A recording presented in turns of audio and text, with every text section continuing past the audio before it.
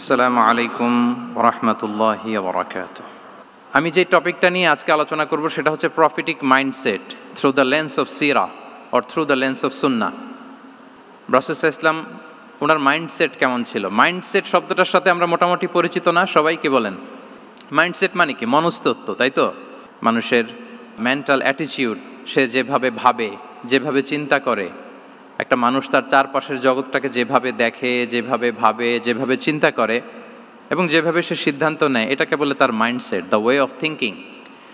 তো রাসূলুল্লাহ সাল্লাল্লাহু আলাইহি ওয়া আলিহি ওয়াসাল্লামের মাইন্ডসেট কেমন ছিল? তিনি বিভিন্ন সিচুয়েশনে কীভাবে এই সিচুয়েশনটাকে ডিল করতেন, ওনার অ্যাপ্রোচ কেমন ছিল, কোন পরিস্থিতিতে কীভাবে রিয়্যাক্ট করতেন, কীভাবে রেসপন্স করতেন, কীভাবে থিঙ্ক করতেন, কীভাবে ডিসিশন মেকিং করতেন, এই টোটাল বিষয়টাকে আজকে আমরা prophetic mindset through the lens of সিরাতে কভার করবার চেষ্টা করবো ইনশাআল্লাহ। একটু ভারী টপিক, তারপরে খুব সহজ করে উপস্থাপন প্রেজেন্টেশন করতে পারলে এটা বোঝা যাবে ইনশাআল্লাহ বিইذنিল্লাহ। তাহলে আমি প্রায়ই রাসূল সাল্লাল্লাহু আলাইহি ওয়াসাল্লামের মাইন্ডসেট বোঝানোর জন্য সিরাতে ঢুকে যাব, মানে রাসূল সাল্লাল্লাহু আলাইহি ওয়াসাল্লামের আসিরা আল আতেরা আল মুবারাকা, ওনার বায়োগ্রাফিতে প্রবেশ করব এবং সেখান থেকে রেফারেন্সগুলো শেয়ার করব আপনাদের সাথে, এবং সুন্নাহ থেকে রেফারেন্স শেয়ার করব, যাতে করে আমাদের কাছে ক্লিয়ার হয় যে ওনার মাইন্ডসেটটা কেমন, দৃষ্টিভঙ্গি কেমন। আমরা অনেকে বলি না যে দৃষ্টিভঙ্গি বদলান তো জীবন বদলে যাবে, এটা বলি না আমরা? তার মানে এটা খুব গুরুত্বপূর্ণ, মাইন্ডসেট খুব গুরুত্বপূর্ণ। আমরা প্রফিটিক মাইন্ডসেট নিয়ে কথা বলবো ইনশাআল্লাহ। আমি আমার রিসার্চে 12টা মাইন্ডসেট খুঁজে পেয়েছি, based on my personal research. আরও কিছু মাইন্ডসেট থাকতে পারে, কিন্তু মেইনলি ঘুরে ফিরে এই 12টার মধ্যেই সীমাবদ্ধ রাসূল সাল্লাল্লাহু আলাইহি ওয়াসাল্লামের মাইন্ডসেট। সেই 12টা মাইন্ডসেট কী কী, আমি পয়েন্টগুলো উল্লেখ করে আমি মূল আলোচনাতে প্রবেশ করছি।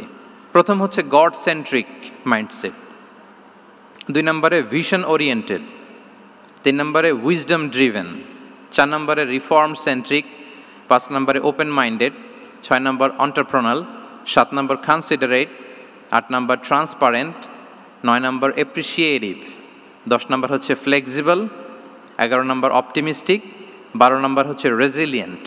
বেসড অন মাই রিসার্চ, আমার ক্ষুদ্র গবেষণা আমি খুঁজে পেয়েছি যে রাসূল সাল্লাল্লাহু আলাইহি ওয়াসাল্লাম এই ধরনের মানসিকতার অধিকারী ছিলেন, এই অ্যাপ্রোচের অধিকারী ছিলেন। প্রথম যেই মাইন্ডসেটটা নিয়ে আমরা আলোচনা করব সেটা হচ্ছে গড সেন্ট্রিক মাইন্ডসেট বা আল্লাহ সেন্ট্রিক মাইন্ডসেট।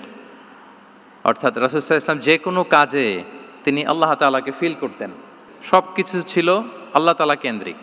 যাই তিনি করতেন না কেন, একজন মহান সত্তার সন্তুষ্টির জন্যই তিনি সেটা করতেন। তিনি কে? আওয়াজ করে বলুন, তিনি কে? আল্লাহ সুবহানাহু ওয়া তাআলা। তার সন্তুষ্টির জন্যই তিনি সব কিছু করতেন এবং সবসময় তিনি এটা ফিল করতেন যে আমার আসল ভরসা স্থল হচ্ছে আল্লাহ তাআলা। আসল ভরসা স্থল কে? আল্লাহ তাআলা। এবং আল্লাহকেই তিনি ওনার নিজের অভিভাবক হিসেবে সবসময় চিন্তা করতেন এবং তার দয়ার পরশেই যে আমরা বেঁচে আছি, তিনি যে আমাকে আগলে রেখেছেন, সার্বক্ষণিক এটাকে মনের মধ্যে ধারণ করা, সবসময় এই চিন্তাটা ভেতরে লালন করা, এটাকেই বলে গড সেন্ট্রিক মাইন্ডসেট বা আল্লাহ সেন্ট্রিক মাইন্ডসেট। এই মাইন্ডসেটের অধিকারী যদি আপনি হতে পারেন, আপনি একটা ডিভাইন পাওয়ার শিল্ডের ভেতরে থাকবেন, একটা ডিভাইন প্রোটেকশনে থাকবেন। চারিদিকে তুফান, ঝঞ্ঝা, ঝড়, অনেক কিছু, কোনো কিছু আপনাকে স্পর্শ করবে না, কারণ আপনার গড সেন্ট্রিক মাইন্ডসেট আছে। একটা মহাশক্তিধর সত্তার সাথে আপনার সংযোগায়ন আছে, কানেক্টিভিটি আছে। সো প্রথম মাইন্ডসেটটা হচ্ছে গড সেন্ট্রিক মাইন্ডসেট। রাসূল সাল্লাল্লাহু আলাইহি ওয়াসাল্লাম সবসময় সব কিছু আল্লাহ তাআলার সন্তুষ্টির জন্য করতেন এবং তিনি ভাবতেন আমার কেউ না থাক, আল্লাহ আছে। যার কেউ নাই তার কে থাকে? আল্লাহ আছে। এটাই হচ্ছে গড সেন্ট্রিক মাইন্ডসেট। আসুন আমরা সিরাতের ভেতরে ঢুকে যাই, যেহেতু আমরা বলেছি থ্রু দ্য লেন্স অফ সিরা। সিরাতের পরতে পরতে, সুন্নাহর পরতে পরতে আমরা দেখব যে তিনি গড সেন্ট্রিক মাইন্ডসেটের অধিকারী ছিলেন কিনা। আল্লাহর হাবিব সাল্লাল্লাহু আলাইহি ওয়া আলিহি ওয়াসাল্লাম একবার একটা যুদ্ধ থেকে ফেরার পথে মরুভূমির মাঝখানে সেনাবাহিনীকে থামিয়ে বিশ্রামের ঘোষণা দিলেন যে তোমরা একটু বিশ্রাম নাও। তো উনি একটা গাছের নিচে বিশ্রামের জন্য গেলেন এবং সেখানে গাছের ডালে ওনার তলোয়ারটা ঝুলিয়ে রাখলেন, ঝুলিয়ে বিশ্রাম নিতে লাগলেন, ঘুমিয়ে পড়লেন। হঠাৎ এক বেদুইন এসে রাসূল সাল্লাল্লাহু আলাইহি ওয়াসাল্লামের এই কোষবদ্ধ তলোয়ারটা কোষমুক্ত করে এরকম হাতে নিল। রাসূল সাল্লাল্লাহু আলাইহি ওয়াসাল্লাম ঘুম থেকে জেগে উঠলেন। এবার বেদুইন বলতে আরম্ভ করলো, মাইয়ামনাউকা মিন্নি, এই মুহাম্মদ তোমাকে এবার কে বাঁচাবে বলো, এই তো আমার হাতে তলোয়ার, কে বাঁচাবে? সাথে সাথেই আল্লাহর হাবিব সাল্লাল্লাহু আলাইহি ওয়া আলিহি ওয়াসাল্লাম উনি উত্তরে বললেন আল্লাহ। উত্তরে কি বললেন? কোনো চিন্তা ভাবনা নাই যে ওরে আঘাত করা যায় কিনা পাল্টা, বা কোনোভাবে ওর কনফিডেন্স ডাউন করা যায় কিনা, এদিক সেদিক কারো সাপোর্ট চাওয়া যায় কিনা, কোনো দিকে না তাকিয়ে কি বললেন? আল্লাহ। সব সময় তিনি আল্লাহ কেন্দ্রিক ছিলেন। এটাকে বলে গড সেন্ট্রিক মাইন্ডসেট। যে কোনো পরিস্থিতিতে তিনি আল্লাহ যে আমার সাথে আছেন এটা কল্পনা করতেন। এবং সুনানে আবু দাউদের একটি বর্ণনা এসেছে, রাসূল সাল্লাল্লাহু আলাইহি ওয়াসাল্লাম কানা নবী সাল্লাল্লাহু আলাইহি ওয়াসাল্লাম ইযা হাযাবাহু আমরুন সাল্লা, তাকে যখন কোনো জিনিস বিচলিত করত তিনি জায়নামাজের মুসল্লায় দাঁড়িয়ে যেতেন, সালাতের জন্য দাঁড়িয়ে যেতেন। বিপদে পড়লেই আল্লাহর কাছে সেটা সঁপে দিতেন, শেয়ার করতেন। আমরা বর্তমানে কোনো বিপদে পড়লেই কি করি? আগে কোথায় শেয়ার করি? ফেসবুকে। আসলে করা উচিত কার সাথে? হ্যাঁ, আমার স্ত্রীর সাথে শেয়ার করার আগেও শেয়ার করব কার সাথে? আমার বন্ধুর সাথে শেয়ার করার আগেও শেয়ার করব কার সাথে? আল্লাহর সাথে। আমরা যদি হিজরতের ঘটনাটাকে একটু অ্যানালাইজ করি তাহলে দেখব যে গারে সাউরে যখন আল্লাহ রাসূল সাল্লাল্লাহু আলাইহি ওয়াসাল্লাম এবং আবু বকর রাদিয়াল্লাহু তাআলা আনহু ওনারা আশ্রয় নিয়েছিলেন রাত্রিবেলায়, কুরাইশরা যখন খুঁজতেছিল, আবু বকর রাদিয়াল্লাহু তাআলা আনহু বলেন যে কুরাইশদের পা দেখা যাচ্ছে, ওরা যে হেঁটে যাচ্ছে, একটু উকি মারলেই আমাদেরকে দেখা যায়। তিনি অত্যন্ত ভীত সন্ত্রস্ত, তটস্থ, নিজের জন্য নয়, রাসূল সাল্লাল্লাহু আলাইহি ওয়াসাল্লামের সেফটির জন্য। রাসূল সাল্লাল্লাহু আলাইহি ওয়াসাল্লাম আবু বকর রাদিয়াল্লাহু তাআলা আনহুকে বলেন যে আবু বকর চিন্তা করো না, লা তাহসান ইন্নাল্লাহা মা'ানা, আবু বকর চিন্তা করো না, আল্লাহ আমাদের সাথে আছেন। সুবহানাল্লাহ। আমাদের সাথে কে আছেন? আল্লাহ আমাদের সাথে আছেন। এটা হচ্ছে গড সেন্ট্রিক মাইন্ডসেটের উদাহরণ। আপনার মনকে বুঝাতে হবে যে আল্লাহ আমার সাথে আছে। মনকে তুমি বুঝিয়ে বলো আল্লাহ আছে আমার সাথে। এই বাক্যটা মুখস্থ করা যাবে? মনকে তুমি বুঝিয়ে বলো আল্লাহ আছেন আমার সাথে। আপনার পুরো জীবনের সব কাজের সাথে যদি এই বাক্যটাকে মিলিয়ে ফেলতে পারেন দেখবেন যে কোনো কিছুই আপনার ক্ষতি করতে পারতেছে না। এটাকে বলে গড সেন্ট্রিক মাইন্ডসেট। আল্লাহ আমার সাথে আছেন, কেউ নাই কিন্তু আল্লাহ তাআলা আমার সাথে আছেন। এবং গড সেন্ট্রিক মাইন্ডসেটের সবচেয়ে বড় সুবিধা হচ্ছে আপনার মনে কখনো হতাশা কাজ করবে না, হতাশা বাঁধবে না, কারণ আপনার সাথে এক মহাশক্তিধরের কানেক্টিভিটি আছে। তিনি কে বলুন তো আওয়াজ করে? তিনি আল্লাহ। হতাশা আসবে না। এই যে আমাদের জাতীয় জীবনের এখন সবচাইতে বড় বড় সমস্যাগুলোর যদি আমরা লিস্ট করি, একটা বড় সমস্যা হচ্ছে ডিপ্রেশন, তাই না? আমরা ডিপ্রেশনে ভুগি না? আপনাদের ডিপ্রেশন হয় কখনো? আচ্ছা, ডিপ্রেশন কাকে বলে আগে বলে। ডিপ্রেশন হচ্ছে আপনার আর আপনার রবের মাঝে যে দূরত্ব, এটার নাম ডিপ্রেশন। আই রিপিট, আমার আর আমার রবের মাঝে যে গ্যাপ, আমাদের সম্পর্কের যে দূরত্ব, এটার নাম কি? ডিপ্রেশন। আপনি যত আল্লাহর সাথে সম্পর্ক জোরদার করতে পারবেন, ডিপ্রেশন আপনার থেকে দৌড়ে পালাবে। এজন্য আমাদের বিশ্বাসীদের জীবনে কোনো ডিপ্রেশন নাই। আছে? আমাদের ডিকশনারিতে কোনো ডিপ্রেশন আছে বলেন তো? আমাদের সাথে আল্লাহর সম্পর্ক কেমন বলেন? মজবুত? আলহামদুলিল্লাহ পড়ুন সবাই। তাহলে ডিপ্রেশন হচ্ছে আপনার আর আপনার রবের মাঝে যে দূরত্ব, এই দূরত্ব দূর করে দেন, ডিপ্রেশন আপনিই পালাবে। আমরা আরও কিছু সিরা থেকে ইনসিডেন্ট নিয়ে দেখি যে গড সেন্ট্রিক মাইন্ডসেটটা কেমন। দ্বিতীয় হিজরিতে যে বদরের যুদ্ধ হলো, সে বদরের যুদ্ধে ইবনে মাসউদ রাদিয়াল্লাহু তাআলা আনহু তিনি বর্ণনা করেন যে আল্লাহ রাসূল সাল্লাল্লাহু আলাইহি ওয়াসাল্লাম আগামীকাল যুদ্ধ, এর আগের দিন রাতে তিনি হাত তুলে এরকম দোয়া করতেছিলেন। আমরা তো এইভাবে দোয়া করি। আল্লাহর হাবিব সাল্লাল্লাহু আলাইহি ওয়াসাল্লাম তিনি দোয়া করতে করতে ইমোশনালি হাত এরকম উঁচু করে, হাত্তা ইউরা বায়াদু ইবতাইহি, বগলের শুভ্রতা দেখা যাচ্ছিল, উনি দোয়া করতেছিলেন আল্লাহুম্মা আনজিজ লি মা ওয়া'আতানি, আল্লাহুম্মা আতিনি মা ওয়া'আতানি, আল্লাহ তুমি যে বিজয় দিবে বলে প্রতিশ্রুতি করেছিল, ওই বিজয় আমাদেরকে দাও, ওই ভিক্টরি আমাদেরকে দাও, দোয়া করছিলেন। সাইয়েদনা আলী রাদিয়াল্লাহু তাআলা আনহু উনি বর্ণনা করছেন যে বদরের যুদ্ধের আগের রাতে আমরা সবাই ঘুমোচ্ছিলাম, কিন্তু রাসূল সাল্লাল্লাহু আলাইহি ওয়াসাল্লামকে দেখলাম যে না, উনি হাত তুলে শুধু আল্লাহর কাছে কান্না করছেন, দোয়া করছেন। আবু বকর রাদিয়াল্লাহু তাআলা আনহু উনি বলেন যে আমি যে দেখলাম যে তিনি ফজর পর্যন্ত দোয়া চালিয়েই যাচ্ছিলেন, দোয়া চালিয়েই যাচ্ছিলেন, দোয়া কন্টিনিউ করছিলেন তিনি। এবং দোয়া করতে করতে রাসূল সাল্লাল্লাহু আলাইহি ওয়াসাল্লাম এতটাই ইমোশনাল হয়ে গেলেন যে ওনার গায়ের চাদরটা নিচে পড়ে গেল। আবু বকর রাদিয়াল্লাহু তাআলা আনহু যে বলেন ইয়া নবী আল্লাহ কাফাকা মুনাশাদাতুকা রাব্বাক ফাইন্নাহু সায়ুনজিজু লাকা মা ওয়া'দাক, হে নবী যথেষ্ট, এনাফ ইজ এনাফ, অনেক হয়েছে নবী, আন্না, আর কাঁদতে হবে না, আপনার রব আপনাকে ভিক্টরি বা বিজয় দান করবে ইনশাআল্লাহ। তাহলে দেখেন, যুদ্ধের আগের রাতে সেনাপ্রধান কি করে? এই কৌশল ওই কৌশল, কোন দিক দিয়ে অ্যাটাক করা যাবে, ওয়ার স্ট্র্যাটেজি ঠিক করে, তার সাথে যারা আছে তাদের সাথে পরামর্শ করে। কিন্তু রাসূল সাল্লাল্লাহু আলাইহি ওয়াসাল্লাম সব কিছু সেট করে দিয়ে কার সাথে কানেক্টিভিটি গড়েছেন বলুন তো?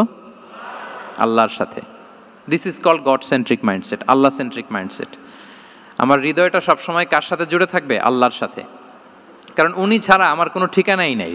তাহলে এই মেন্টালিটি যদি আমরা ধারণ করতে পারি, এটাকে বলে গড সেন্ট্রিক মাইন্ডসেট। তাহলে রাসূলুল্লাহ সাল্লাল্লাহু আলাইহি ওয়া আলিহি ওয়াসাল্লামের যে 12টা মাইন্ডসেটের কথা আমরা বলেছি, তার প্রথমটা হচ্ছে গড সেন্ট্রিক। আল্লাহ তাআলা আমাদেরকে গড সেন্ট্রিক মাইন্ডসেট দান করুক। আমরা যে কোনো পরিস্থিতিতে যেভাবেই থাকি না কেন, আমরা বিপদে আপদে সবসময় ভরসা রাখবো কার উপর? এটাই হচ্ছে গড সেন্ট্রিক বা আল্লাহ সেন্ট্রিক মাইন্ডসেট। আচ্ছা, 2 নাম্বার মাইন্ডসেট হচ্ছে ভিশন ওরিয়েন্টেড মাইন্ডসেট।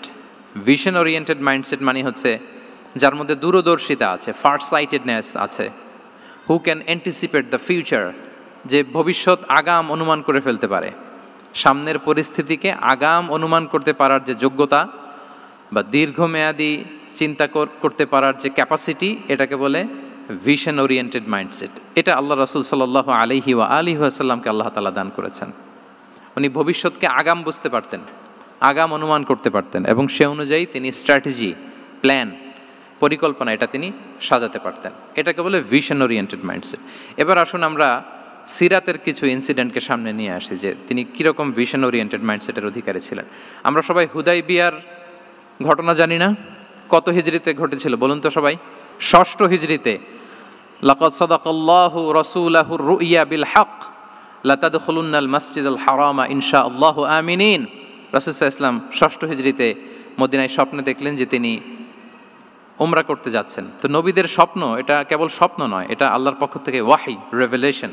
তো সেই হিসেবে তিনি 1400 সাহাবা নিয়ে উমরা করতে চলে গেলেন মক্কায়, কিন্তু মক্কাবাসী ঢুকতে দিল না, থামিয়ে দেয়া হলো। তো তখন একটা চুক্তি হয়েছিল, ওই চুক্তিতে বলা হলো, রাসূল সাল্লাল্লাহু আলাইহি ওয়াসাল্লাম লিখতে বললেন যে লিখো মিন মুহাম্মদ রাসূলিল্লাহ, আল্লাহর রাসূল মুহাম্মদের পক্ষ থেকে কুরাইশদের সাথে এই চুক্তি। কুরাইশরা আপত্তি করলো যে না, শুধু মুহাম্মদ লেখা যাবে, রাসূলুল্লাহ লেখা যাবে না, কারণ তুমি যে রাসূলুল্লাহ, আল্লাহর রাসূল, এটা যদি আমরা মেনে নেই তাহলে তোমার সাথে আর আমাদের দ্বন্দ্ব কিসের, আমরা তো ভাই ভাই হয়ে গেলাম, রাসূলুল্লাহ কাটো।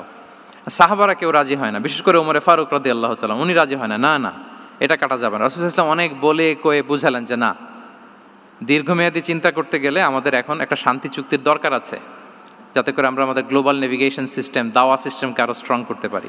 অনেক বলে কয়ে রাসূলুল্লাহ কাটা হলো। এরপর তারা বলে চুক্তিতে লিখো যে এই বছর উমরা করতে দেয়া হবে না, এই বছর ফিরে যাবেন আপনারা সবাই। এটাও সাহাবারা রাজি হয় না, আল্লাহ রাসূল সাল্লাল্লাহু আলাইহি ওয়াসাল্লাম রাজি হলেন। আবার আরেকটা ক্লোজে লেখা হলো যে আগামী বছর আসলেও 3 দিনের বেশি থাকা যাবে না, সেটাও রাজি হয়ে গেল রাসূল সাল্লাল্লাহু আলাইহি ওয়াসাল্লাম, সাহাবারা রাজি হচ্ছেন না।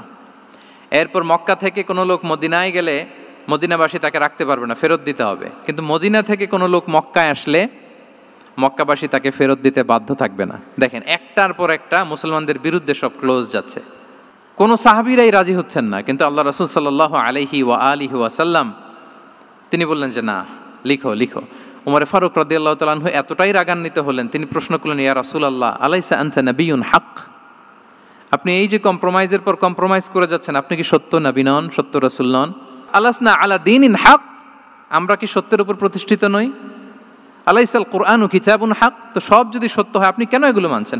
রাসূল সাল্লাল্লাহু আলাইহি ওয়াসাল্লাম বললেন যে ওমর, তুমি বাদ সেদো না, মেনে নাও। মেনে নিলেন, এবং এই মেনে নেওয়াটাকেই আল্লাহ ভিক্টরি বলে ঘোষণা দিলেন, বিজয় বলে। আল্লাহু আকবার। ইন্না ফাতাহনা লাকা ফাতহাম মুবিনা। এবং হুদাইবিয়ার এই সন্ধি থেকেই বেসিকলি মক্কা বিজয় ওইদিকে ত্বরান্বিত হয়েছে গতি প্রবাহটা।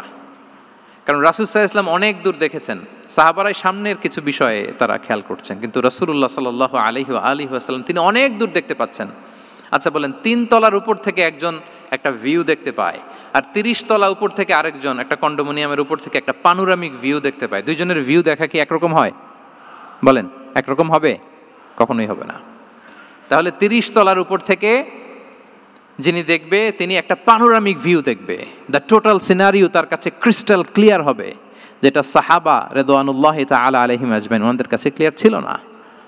এবং ঠিকই এই যে এটা তো বেশি দিন স্থায়ীও হয়নি, 6ষ্ঠ হিজরি থেকে 8ম হিজরি, মাত্র 3 বছরের ব্যবধানে রাসূল সাল্লাল্লাহু আলাইহি ওয়াসাল্লাম যত রিজিওনাল সুপার পাওয়ার ছিল, ওয়ার্ল্ড সুপার পাওয়ার ছিল, পার্সিয়ান এম্পায়ার, তারপর Roman empire, Byzantine empire, Egyptian empire, সব এম্পায়ারদের কাছে চিঠি পাঠিয়েছেন, সালামুন আলা মান ইত্তাবা আল হুদা আসলিম তাসলাম। এবং ইসলামের এক্সপান্ড হয়েছে, ওনার গ্লোবাল নেভিগেশন সিস্টেম উনি চালু করেছেন। এর কারণ কি? উনি ছিলেন ভিশন ওরিয়েন্টেড মাইন্ডসেটের অধিকারী, দূরদর্শী, অনেক দূর দেখতে পেতেন, অনেক দূর তিনি দেখতে পেতেন, দীর্ঘমেয়াদী তিনি পরিকল্পনা করতে পারতেন। এটা হচ্ছে ভিশন ওরিয়েন্টেড মাইন্ডসেট যারা হয় তাদের ক্যারেক্টারিস্টিক্স বা ফিচার। আরও একটা উদাহরণ দেই, আপনারা কি বলতে পারেন আবিসিনিয়াতে নবুয়তি কত সালে সাহাবারা হিজরতে গিয়েছিল? বলতে পারবেন কেউ? হ্যাঁ, নবুয়তি কত সালে?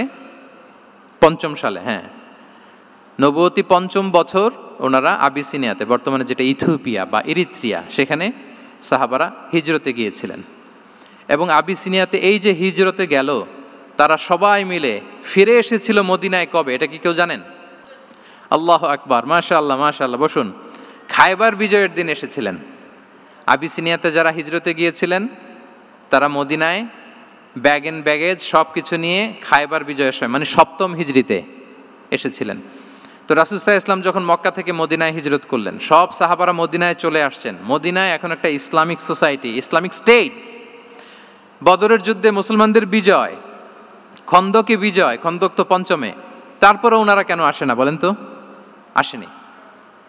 7ম হিজরিতে এসেছেন জাফর রাদিয়াল্লাহু তাআলা আনহুর নেতৃত্বে, সাইয়েদনা আলী রাদিয়াল্লাহু তাআলা আনহুর আপন ভাই, বড় ভাই, ওনার নেতৃত্বে যখন 7ম হিজরিতে ওখানে যাওয়ার 15 বছর পর যখন তারা সবাই ফিরলেন, রাসূল সাল্লাল্লাহু আলাইহি ওয়াসাল্লাম এত খুশি হলেন, তিনি বললেন, মা আদরি বিআইয়িহিমা আনা আফরাহ বিফাতহি খাইবার আও বিকুদুমি জাফর। আমি কোনটাতে বেশি খুশি আজকে আমি জানি না, খায়বার বিজয়ে বেশি খুশি না আমার ভাই জাফরকে পেয়ে বেশি খুশি। আল্লাহু আকবার, এত খুশি হয়েছিলেন।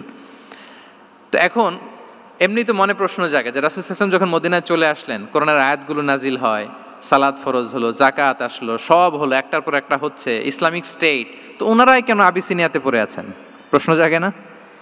ওই সময় একটা ক্রাইসিস মোমেন্ট ছিল, তখন ওনারা গিয়েছিল আবিসিনিয়াতে, কিন্তু আসে না কেন? ওনারা এসেছেন 7ম হিজরিতে। এর কারণ আবিসিনিয়ায় কিছু মুসলিমদেরকে রেখে দেওয়া, এটা রাসূলুল্লাহ সাল্লাল্লাহু আলাইহি ওয়াসাল্লামের প্ল্যান বি ছিল। কি ছিল? Plan B. রাসূল সাল্লাল্লাহু আলাইহি ওয়াসাল্লাম অপেক্ষা করছিলেন যে মদিনাকে প্রথমে ইন্টারনাল যত থ্রেট আছে এগুলো থেকে মুক্ত করতে হবে, এরপরে মদিনাকে যত এক্সটার্নাল থ্রেট আছে এগুলো থেকে মুক্ত করতে হবে। সব যখন মুক্ত করে উনি দেখলেন যে না, মদিনা সেফ জোন, এখন আর আলাদা একটা বেইজ, একটা এক্সট্রা সেফ জোন বা এডিশনাল বেইজ আমার কোথাও দরকার নাই, তখনই তিনি লোক পাঠালেন যে যাও, জাফরের নেতৃত্বে আবিসিনিয়ায় যারা হিজরত করেছে তারা সবাই মদিনায় চলে আসো। সুবহানাল্লাহি বিহামদি। তাহলে একটা প্ল্যানে কাজ করতেন না। আমরা তো এরকম করি, একটাই প্ল্যান। প্ল্যান কয়টা? এটা যদি ওয়ার্ক না করে শেষ, আমু নাই সালাও নাই। কিন্তু রাসূলুল্লাহ সাল্লাল্লাহু আলাইহি ওয়া আলিহি ওয়াসাল্লামের প্ল্যান এ ছিল, প্ল্যান বি ছিল, প্ল্যান সি ছিল। প্ল্যান এ ওয়ার্ক না করলে প্ল্যান বিতে যেতেন, বি ওয়ার্ক না করলে সিতে যেতেন, এইভাবে তিনি কাজ করতেন। তাহলে এটা হচ্ছে বেসিকলি ভিশন ওরিয়েন্টেড মাইন্ডসেটের অধিকারী যারা, তারা এটা করে, যারা ফিউচারকে অ্যান্টিসিপেট করতে পারে, আগাম অনুভব করতে পারে যে কি হতে পারে সামনে। এই যে বাংলাদেশের বিভিন্ন প্ল্যান পরিকল্পনায় আমরা দেখা যায় যে এখান দিয়ে একটা ব্রিজ করে পরে ভাঙতে হয়, রাস্তা একটা তৈরির পরে ভাঙতে হয়, কোথায় এক টানেল হয়ে আছে প্রতি মাসে মাসে এখন লস হয়, তারপর 1 ঘন্টা বৃষ্টি হলে পুরো ঢাকা শহর এটা বন্যা হয়ে যায়।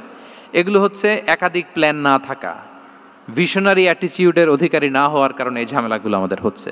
তো প্রফেটিক সিরার এই প্রফেটিক মাইন্ডসেট থেকে আমাদের নেয়ার বিষয় হচ্ছে এটা, যে আমাদেরকে ভিশনারি অ্যাটিটিউডের হতে হবে। রাসূল সাল্লাল্লাহু আলাইহি ওয়াসাল্লাম ভিশন ওরিয়েন্টেড মেন্টালিটির ছিলেন।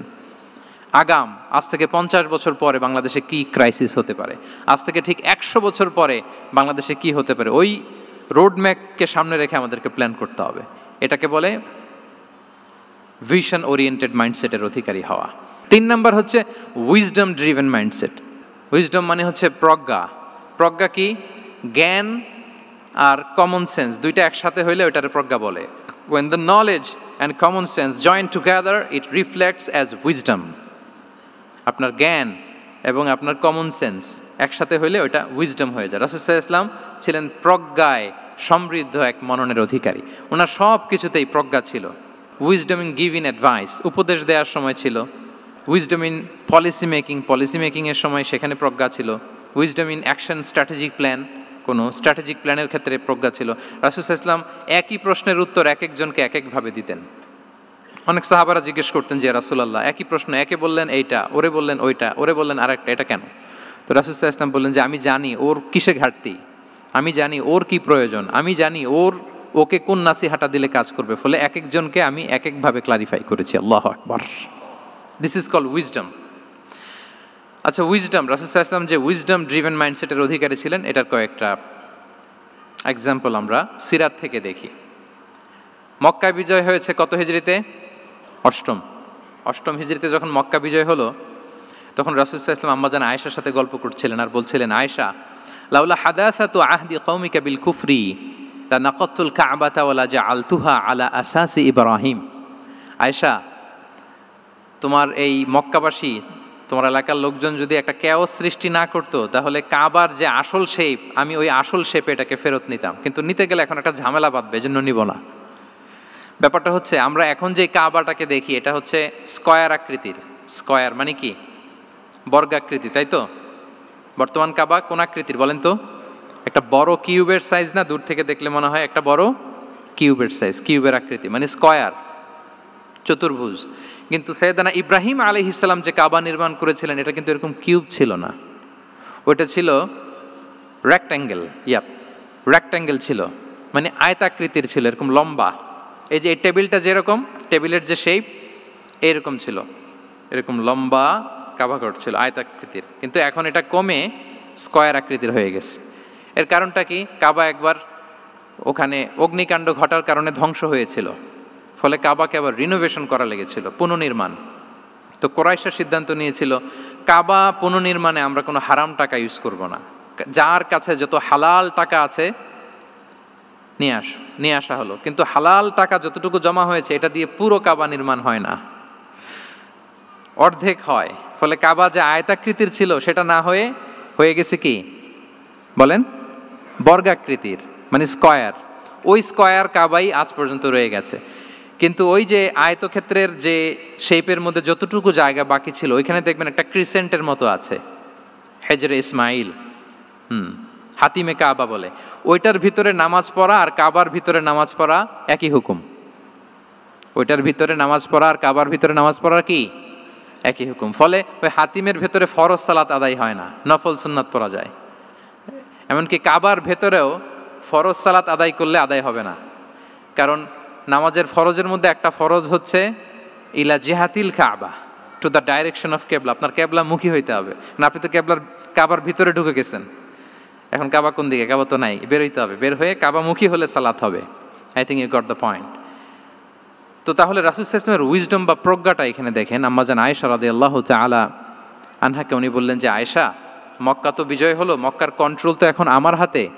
চাইলে আমি কাবাকে ভেঙে সেই ইব্রাহিম আলাইহিস সালামের যে বেইজ, ওরকম লম্বা করে শেপ দিতে পারি, কিন্তু দিব না। কেননা দিলে মক্কা একটা ক্যাওস হতে পারে। কি হতে পারে? কারণ তারা একেবারে ভেরি রিসেন্ট মুসলমান হয়েছে, তারা না বুঝেই বলবে যে সেই আদি কাবা, মুহাম্মদ এই কাবার অপমান করেছে, কাবাকে ভুলুণ্ঠিত করেছে, সম্মানকে নষ্ট করেছে, এরকম একটা কোশ্চেন রাইজ করতে পারে। এই জন্য আমি করলাম না। সুবহানাল্লাহ। This is called wisdom. এটাকে কি বলে? প্রজ্ঞা। এটাকে প্রজ্ঞা বলে। তাহলে আপনার জ্ঞান এবং আপনার কমন সেন্স দুইটা যখন কানেক্ট করে, তখন সেটা প্রজ্ঞা হয়। প্রজ্ঞার আরেকটা উদাহরণ যদি দেই সিরাত থেকে, রাসূল সাল্লাল্লাহু আলাইহি ওয়াসাল্লামের যে কনফ্লিক্ট রিজলভিং ক্যাপাসিটি ছিল, যখন কাবাকে পুনর্নির্মাণ করা হচ্ছে, তখন হাজরে আসওয়াদকে বের করা লেগেছিল, এবং রিনোভেশন শেষে আবার হাজরে আসওয়াদকে তার জায়গা মতো, মানে ব্ল্যাক স্টোন, যেটাতে চুমু দিলে মানুষের গুনাহ মাফ হয়ে যায়, হাজরে আসওয়াদ, চিনতে পেরেছেন না?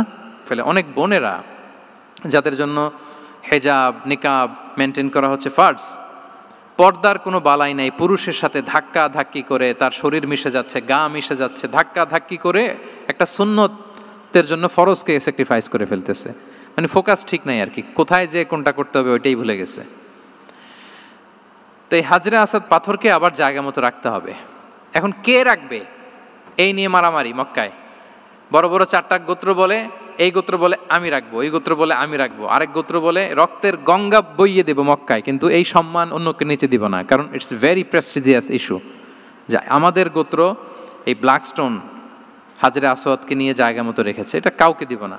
তো সবাই যখন মারমুখী, তখন আল্লাহ রাসূল সাল্লাল্লাহু আলাইহি ওয়া আলিহি ওয়াসাল্লাম তিনি সমাধান দিলেন যে মারামারির দরকার নাই, একটা চাদর নিয়ে আসো।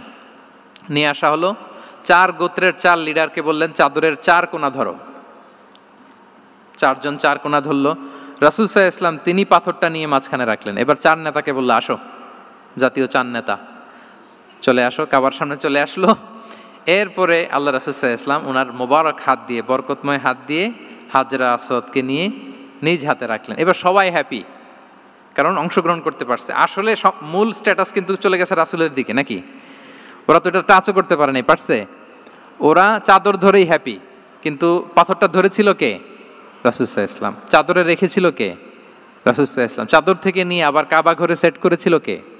রাসূলুল্লাহ সাল্লাল্লাহু আলাইহি ওয়া আলিহি ওয়াসাল্লাম। এভাবে উনি কনফ্লিক্ট রিজলভ করতেন থ্রু হিজ উইজডম, ওনার প্রজ্ঞার মধ্য দিয়ে। আমরা যদি তায়েফের ঘটনা দেখি, রক্তাক্ত হয়েছেন, পাহাড় রক্ষী ফেরেশতারা এসে বলেছে, রাসূলুল্লাহ জাস্ট অর্ডার করেন, আমরা কলাপস করবো এমনভাবে the entire Taif city will be collapsed, একেবারে স্ম্যাশ করে দিব, পাউডার হয়ে যাবে। রাসূল সাল্লাল্লাহু আলাইহি ওয়াসাল্লাম বললেন, না, বাল আরজু আন ইউখরিজাল্লাহু মিন আসলাবিহিম মান ইয়াবুদুল্লাহ ওয়াহদাহু ওয়া লা ইউশরিকু বিহি শাইআ। তিনি বললেন, না, ওদেরকে ধ্বংস করে দিও না, ওদেরকে ধ্বংস করলে লা ইলাহা পড়বে কে? সুবহানাল্লাহ। কি উইজডম ড্রিভেন ছিলেন উনি। উনি বলেন যে আমি আশা করি, প্রত্যাশা রাখি, দোয়া করি যে ওরা আমাকে প্রত্যাখ্যান করেছে, কিন্তু ওদের যে নেক্সট জেনারেশন, ওরা সাক্ষী দেবে আশহাদু আল্লাহ ইলাহা ইল্লাল্লাহ ওয়া আশহাদু আন্না মুহাম্মাদার রাসূলুল্লাহ। এবং তাই হয়েছে। এখন তায়েফে যান, চারদিক থেকে আল্লাহু আকবার ধ্বনিতে মুখরিত তায়েফ, এবং এত চমৎকার শহর, এটা একটা ট্যুরিস্ট ডেস্টিনেশন হয়ে গেছে। সৌদি আরবিয়াতে যারা যায়, তায়েফ না গেলে লোকদের ভালো লাগে না। ঠান্ডা, সবুজ শ্যামল, রেইনফল হয়, ফলমূল পাওয়া যায়। আব্দুল্লাহ ইবনে আব্বাস রাদিয়াল্লাহু তাআলা আনহুর স্মৃতিধন্য মসজিদ আছে, অনেকগুলো ইউনিভার্সিটি আছে, ইসলামিক ইনস্টিটিউশন আছে। এই যে নয়নাভিরাম তায়েফ, এটা রাসূল সাল্লাল্লাহু আলাইহি ওয়াসাল্লামের উইজডমের ফসল। ওই দিন যদি রাগের চোটে বলতো যে হ্যাঁ দাও, স্ম্যাশ করে দাও, তাইলে এই যে যারা শাহাদা পড়েছে, মুসলিম হয়েছে, এটা কিন্তু হতো না। তাহলে এটা হচ্ছে রাসূল সাল্লাল্লাহু আলাইহি ওয়াসাল্লামের প্রজ্ঞার একটা উদাহরণ।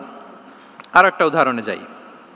রাসূল সাল্লাল্লাহু আলাইহি ওয়াসাল্লাম যখন আকাবার দ্বিতীয় শপথ করে ফেললেন ইয়াসরিববাসীর সাথে, তখনও মদিনা হয়নি, তো তখন মদিনাবাসী বলল যে রাসূলুল্লাহ, আপনি তো এখনো হিজরত করবেন না, তো আমাদেরকে কোরআন শিখাবে কে, সালাত শিখাবে কে? আপনি একজন দায়ী পাঠান, আমাদের সাথে একজন টিচার দেন। রাসূল সাল্লাল্লাহু আলাইহি ওয়াসাল্লাম তখনও মদিনাতে হিজরতে যাননি, আমাদের সাথে একজন দায়ী পাঠাবেন। তো রাসূল সাল্লাল্লাহু আলাইহি ওয়াসাল্লাম একজনকে দায়ী হিসেবে পাঠিয়েছিলেন। বলেন ওই দায়ীর নাম কি? কি নাম? মুসআব ইবনে উমাইর রাদিয়াল্লাহু তাআলা আনহু, যিনি উহুদের যুদ্ধে শহীদ হয়েছিলেন, ওনাকে পাঠিয়েছিলেন। দেখেন, উনি আবু বকর রাদিয়াল্লাহু তাআলা আনহুকে পাঠান নাই, পাঠিয়েছেন ওমরে ফারুককে, ওসমান রাদিয়াল্লাহু তাআলা আনহু, আলী রাদিয়াল্লাহু তাআলা আনহু, কাউকে পাঠাইছেন? কারে পাঠালেন? মুসআবকে। এর কারণ হচ্ছে উনি দেখতে খুব স্মার্ট ছিলেন, খুব ড্যাশিং ফেসের অধিকারী ছিলেন, মক্কার এলিট ফ্যামিলির একজন যুবক ছিলেন, এবং উনি সবচাইতে দামি দামি পারফিউম কালেক্ট করে ওইটা দিতেন। উনি মক্কার কোনো রাস্তা দিয়ে হেঁটে গেলে লোকজন বুঝতো এই রাস্তা দিয়ে কিছুক্ষণ আগে হেঁটে গিয়েছে মুসআব ইবনে উমাইর। সুবহানাল্লাহ। আমরা বাংলায় বলি না যে আগে দর্শনদারি পরে গুণবিচারী? এই কথাটার সাথে পরিচিত আপনারা? আগে দর্শনদারি পরে গুণবিচারী। আল্লাহ তাআলা এক একজনকে আমাদেরকে এক এক অবয়বে সৃষ্টি করেছেন। হুয়াল্লাযী ইউসাউবিরুকুম ফিল আরহামি কাইফা ইয়াশা। আল্লাহর একটা নাম হচ্ছে তিনি আল মুসাউবির, দ্য ডিজাইনার। মায়ের গর্ভে থাকতেই আমাদের কার চেহারা, কার কণ্ঠস্বর, কার স্কিন কালার, কে কীরকম হব, সব ফিক্স তিনি ঠিক করে দিয়েছেন। এটা আল্লাহর দেয়া। কিন্তু রাসূল সাল্লাল্লাহু আলাইহি ওয়াসাল্লামের উইজডমের ব্যাপার হচ্ছে তিনি আবু বকর রাদিয়াল্লাহু তাআলা আনহু, ওমর রাদিয়াল্লাহু তাআলা আনহু, ওসমান আলী, কাউকে চুজ না করে কাকে পাঠালেন? মুসআব ইবনে উমাইরকে। যে তাকে দেখলেই সবাই আগে পাগল হয়ে যায়, মানে ইমপ্রেস হয়ে যায়। হ্যাঁ, ফার্স্ট ইমপ্রেশনটা তার খুব ভালো, খুব ভালো। উনি মুসআব ইবনে উমাইরকে পাঠালেন, এবং যেই প্ল্যান সেই কাজ। উনি যে পুরো মদিনা কাঁপায় ফেলছেন, মাশাআল্লাহ। মদিনার ঘরে ঘরে উনি ইসলামের বার্তা পৌঁছে দিয়েছেন, এবং স্বয়ং রাসূলুল্লাহ সাল্লাল্লাহু আলাইহি ওয়াসাল্লামের আগে তিনি মদিনাতে জুমার নামাজ পড়েছিলেন। কারণ জুমার বিধান আসছে, কিন্তু মক্কা এমন একটা ল্যান্ড যেখানে এখনো জুমা পড়া আবশ্যক হয় নাই, চারদিকে কুফর বেষ্টিত। তো রাসূল সাল্লাল্লাহু আলাইহি ওয়াসাল্লাম লোক পাঠিয়েছেন যে জুমার বিধান এসছে, মুসাব তুমি কিন্তু মদিনায় যারা আছে তাদেরকে নিয়ে জুমা পড়ে ফেলো। তো মুসাব রাদিয়াল্লাহু তাআলা আনহু স্বয়ং রাসূলুল্লাহ সাল্লাল্লাহু আলাইহি ওয়াসাল্লামের আগে রাসূল সাল্লাল্লাহু আলাইহি ওয়াসাল্লামের পারমিশন নিয়ে মদিনাতে জুমা কায়েম করে ফেলছে। সুবহানাল্লাহি ওয়া বিহামদিহি। দেখেন, উইজডম ড্রিভেন পার্সোনালিটির অধিকারী ছিলেন, প্রজ্ঞার অধিকারী ছিলেন, অন্য কাউকে পাঠাননি। কাকে পাঠিয়েছেন? মুসআব ইবনে উমাইর। তাহলে উনি যেই কাজটাই করতেন, যেটা বলতেন, যেটাতে এঙ্গেজ হতেন, এর নেপথ্যে প্রজ্ঞা ছিল। কি ছিল ভাই? উইজডম ছিল। আল্লাহ যেন সেই উইজডম আমাদেরকে দান করেন, আল্লাহ যেন সেই প্রজ্ঞা দিয়ে আমাদেরকে সমৃদ্ধ করেন। আমরা সবাই পড়ি আমিন। 4 নাম্বার হচ্ছে রিফর্ম সেন্ট্রিক মাইন্ডসেট। মানে রাসূল সাল্লাল্লাহু আলাইহি ওয়াসাল্লাম সংস্কারবাদী ছিলেন আর কি। ভুলভাল দেখলে রিফর্ম করতেন, ইসলাহ করতেন, সংস্কার। এখন তো এই যে অনেকগুলো সংস্কার কমিটি হলো দেখলাম বাংলাদেশে, খুব সুন্দর, বিভিন্ন বিষয়ে সংস্কার হচ্ছে। এবং স্বাধীনতার পরে আমাদের বয়স তো আর বেশি না, মানে সব দলের লোকেরা মিলে একসাথে এরকম বসা, এরপর রাষ্ট্রীয় ইস্যু নিয়ে ডিসকাস করা, এরপর মাঝে মাঝে আবার ওয়ার্কআউট করা, আবার একটু মিষ্টি ঝগড়া করা, আবার একটু ফান করা, এই সব কিছুর মধ্য দিয়ে জাতির জন্য ভাবা, নতুন নতুন চিন্তা প্রণয়ন। That's very good, I do appreciate, এটা দরকার। এমন বাংলাদেশই তো আমরা চেয়েছিলাম, ঠিক কিনা বলেন? এই যে রিফর্ম হচ্ছে, এটা অ্যাপ্রিসিয়েবল। রাসূল সাল্লাল্লাহু আলাইহি ওয়াসাল্লামের কিন্তু এই রিফর্ম সেন্ট্রিক মাইন্ডসেট ছিল। অন্যায় দেখলে, ভুলভাল দেখলে, অসঙ্গতি দেখলে, ইনকনসিস্টেন্সি দেখলে শুধরে দিতেন। শুদ্ধাচার অভিযান চালিয়েছেন মক্কাতেও মদিনাতেও, রিফর্ম করতেন। সব খারাপকে তিনি ভালো দিয়ে পরিবর্তন করে দিতেন। আসুন সিরাতের আয়নায়, থ্রু দ্য লেন্স অফ সিরা, আমরা দেখি কিভাবে পরিবর্তন করতেন। রাসূল সাল্লাল্লাহু আলাইহি ওয়াসাল্লামের একটা আদাত বা হ্যাবিট ছিল, তিনি কোনো ব্যক্তির বা কোনো স্থানের কোনো বাজে নাম বা খারাপ নাম দেখলে ওটা ভালো নামে চেঞ্জ করে দিতেন। মক্কা থেকে মদিনায় হিজরতের আগে মদিনার নাম ছিল ইয়াসরিব। কি ছিল? ইয়াসরিব মানে হচ্ছে প্রতিশোধ বা নিন্দা বা ক্ষোভ বা ভর্ৎসনা, সবগুলোই খুব বাজে মিনিং ডিনোট করে। রাসূল সাল্লাল্লাহু আলাইহি ওয়াসাল্লাম বললেন, আমি যেই শহরে হিজরত করব এই শহরের নাম ক্ষোভ, এই শহরের নাম হিংসা, এটা হইতে পারে? বলেন। রাহমাতাল লিল আলামিন, হ্যাঁ, mercy and peace for the entire universe করে যাকে আল্লাহ পাঠিয়েছেন, উনি যেই শহরে থাকবেন ওই শহরের নাম প্রতিশোধের শহর, এটা হবে? উনি শহরের নাম চেঞ্জ করে দিলেন। উনি শহরের নাম দিলেন মদিনাতুন নবী। কি দিলেন? মদিনাতুন নবী, অথবা তবা তয়্যিবা, চেঞ্জ করে দিলেন, পরিবর্তন করে দিলেন। এক এলাকায় যে বিষ্ণু ইসলাম দেখলেন যে গাছপালা হয় না, উনি বললেন মাসমুহা দিহিল আরদ, এই জায়গার নাম কি? সবাই বলে ইসমুহা গাদেরা। গাদেরা মানে হচ্ছে মাকান লা নাবাতা ফিহি ওয়ালা শাজার, এমন জায়গা যেখানে ঘাস লতাপাতা কিছুই জন্মায় না। রাসূল সাল্লাল্লাহু আলাইহি ওয়াসাল্লাম বললেন, এই জন্যই তো ঘাস জন্মায় না, নাম তো রাখছো খুব বাজে একটা নাম। রাসূল সাল্লাল্লাহু আলাইহি ওয়াসাল্লাম বললেন, আজ থেকে এলাকার নাম গাদেরা নয়, এলাকার নাম আজকে থেকে খাদেরা। কি নাম? খাদেরা মানে কি বলেন? সবুজ, গ্রিন, এভারগ্রিন, সবুজ শ্যামল। এবং রাসূল সাল্লাল্লাহু আলাইহি ওয়াসাল্লাম যখন গ্রিন ল্যান্ড নাম দিয়ে দিলেন, এরপর থেকে সবুজ শ্যামল করে আল্লাহ জায়গাটাকে বরকতময় করে দিলেন। Changing names. এক সুন্দরী নারীকে বললেন মাসমুকি, কি নাম? বলে আসিয়া। আসিয়া মানে অবাধ্য। রাসূল সাল্লাল্লাহু আলাইহি ওয়াসাল্লাম বললেন, তুমি এত সুন্দরী, you are a beautiful lady, আর কি বাজে একটা নাম রেখেছো আসিয়া। তুমি আসিয়া কেন হবে? আজকে থেকে তোমার নাম জামিলা, মানে তুমি সুন্দরী, রূপবতী। সুবহানাল্লাহ, সুন্দর একটা নাম দিয়ে দিলেন। এক সাহাবীর নাম ছিল হাজান। হাজান মানে রাফ এন্ড টাফ, রুক্ষ। রাসূল সাল্লাল্লাহু আলাইহি ওয়াসাল্লাম বললেন, না, হাজান না, তোমার নাম আজকে থেকে সাহাল। কি নাম? সাহাল। সাহাল মানে সহজ। উনি বলেন, যেদিন থেকে সাহাল রাখছি এর আগ পর্যন্ত নাকি ওনার অসুস্থতা, রোগ বালাই একটার পর একটা লেগেই থাকতো। যেদিন থেকে সাহাল, ওই দিন থেকে উনি বলেন যে আল্লাহ তাআলা নবীর এই নাম চেঞ্জ করে দেওয়ার বারাকায় আমার পুরো জীবনের সব কাজকে আল্লাহ তাআলা সহজ করে দিয়েছেন। তাহলে রিফর্ম সেন্ট্রিক মাইন্ডসেট, আমরাও খারাপ কিছু দেখলে ভালো দিয়ে পরিবর্তন করব। কি বলেন? আচ্ছা, এটা তো নাম চেঞ্জ করে দেয়া। এবার সোশ্যাল রিফর্ম তিনি কি কি করেছেন আমরা একটু দেখি। তিনি যখন যুবক, মক্কায় এক ইয়ামানি লোক ব্যবসা করতে এসে তার প্রোডাক্ট বিক্রি করার পরে, আস ইবনে ওয়াইল নামে এক লোকের কাছে বিক্রি করার পরে যখন দাম চাইতে গেল, আস বলে, আরে বেটা, আমরা মক্কার সন্তান, আমরা দাম দিব না। তো সে ভাবলো হয়তো আমার সাথে ঠাট্টা করেছে, হজের মৌসুম যাক, বেচাকেনা শেষ করে যাওয়ার পথে দামটা নিয়ে যাব। সে ফেরার দিন আবার গেল যে আমার তো জিনিসের দামটা আপনি দিলেন না। সে বলে, আমরা এই ভূখণ্ডের মালিক, আমরা দাম দেই না, এটা তো বড় জুলুম। সে কান্নাকাটি শুরু করলো। তার এই কান্নাকাটি দেখে আল্লাহ রাসূল সাল্লাল্লাহু আলাইহি ওয়াসাল্লাম ওনার চাচা জুবাইর ইবনে আব্দুল মুত্তালিব সহ ইয়াং স্টার যারা আছে, দ্য ইয়ুথ অব মক্কা, তাদের সবাইকে নিয়ে একটা সোসাইটি করলেন। এই যে আমরা হালাফুল ফুদুলের নাম শুনি না, যেটা বাংলায় আমরা কি বলি? হিলফুল ফুজুল। এই নামে তো অনেক সংগঠন আছে বাংলাদেশে। কি বলেন? যুবকরা কোনো সংগঠন করলে কমনলি এই নামটা পছন্দ করে, হিলফুল ফুজুল। আসলে এটার মূল নাম ছিল হালাফুল মুত্তাইয়িবিন। তিব মানে হচ্ছে রং। রাসূল সাল্লাল্লাহু আলাইহি ওয়াসাল্লাম সবাই মিলে, তখন জাহিলি যুগে একটা কালচার ছিল, বালতি ভর্তি রঙের ভেতরে হাত ঢুকিয়ে দিত, দিয়ে এই রং সমেত হাতটা তারা পাথরের মধ্যে লাগাতো, সবার হাত ওইখানে দিত, মানে আমরা হাতে হাত রেখে কমিটেড, আমরা ঐক্যবদ্ধ হলাম। সেখান থেকে হয়েছে হালাফুল মুত্তাইবিন থেকে হালাফুল ফুদুল। ওনারা বলল যে না, আমরা সবাই থাকবো মা আল মাজলুমি দিদ্দা জালেম, আমরা মজলুমের পক্ষে থাকবো, জালেমের বিপক্ষে থাকবো।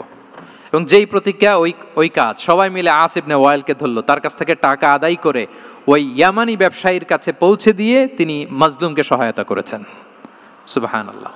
এবং এই টেন্ডেন্সি, এই জুলুম, চাঁদাবাজি যেগুলো ছিল মক্কার জমিনে, রাসূল সাল্লাল্লাহু আলাইহি ওয়াসাল্লাম এই সোশ্যাল রিফর্মের মাধ্যমে এটাকে সংস্কার করেছেন। তাহলে এই যে রিফর্ম সেন্ট্রিক আমাদের হইতে হবে। আমাদের সমাজেও এখন চাঁদাবাজি আছে না নাই বলেন? খুন খারাপি আছে না নাই? সামাজিক অনাচার? তাহলে ঐক্যবদ্ধ হইতে হবে আমাদেরকে রিফর্মের জন্য। যুবক যারা আমরা আছি, যাদেরকে আল্লাহ আমাদের বলার সুযোগ দিয়েছে, লেখার সুযোগ দিয়েছে, ফিল্ডে কাজের সুযোগ দিয়েছে, আমরা সবসময় মজলুমের পক্ষে থাকব, আমরা সবসময় জালেমের বিপক্ষে থাকব। আমাদের নীরবতা আর আমাদের নিশ্চুপ থাকাই জালিমদেরকে আরো বড় বড় জালিম বানিয়েছে। এজন্য নাহনু মাআল মাজলুম দিদ্দা যালিম, এটা হচ্ছে আমাদের স্লোগান। আমরা কাদের সাথে? মজলুমের সাথে। আওয়াজ করে বলেন, কার সাথে? ইত্তাকু দাওয়াতাল মাজলুম।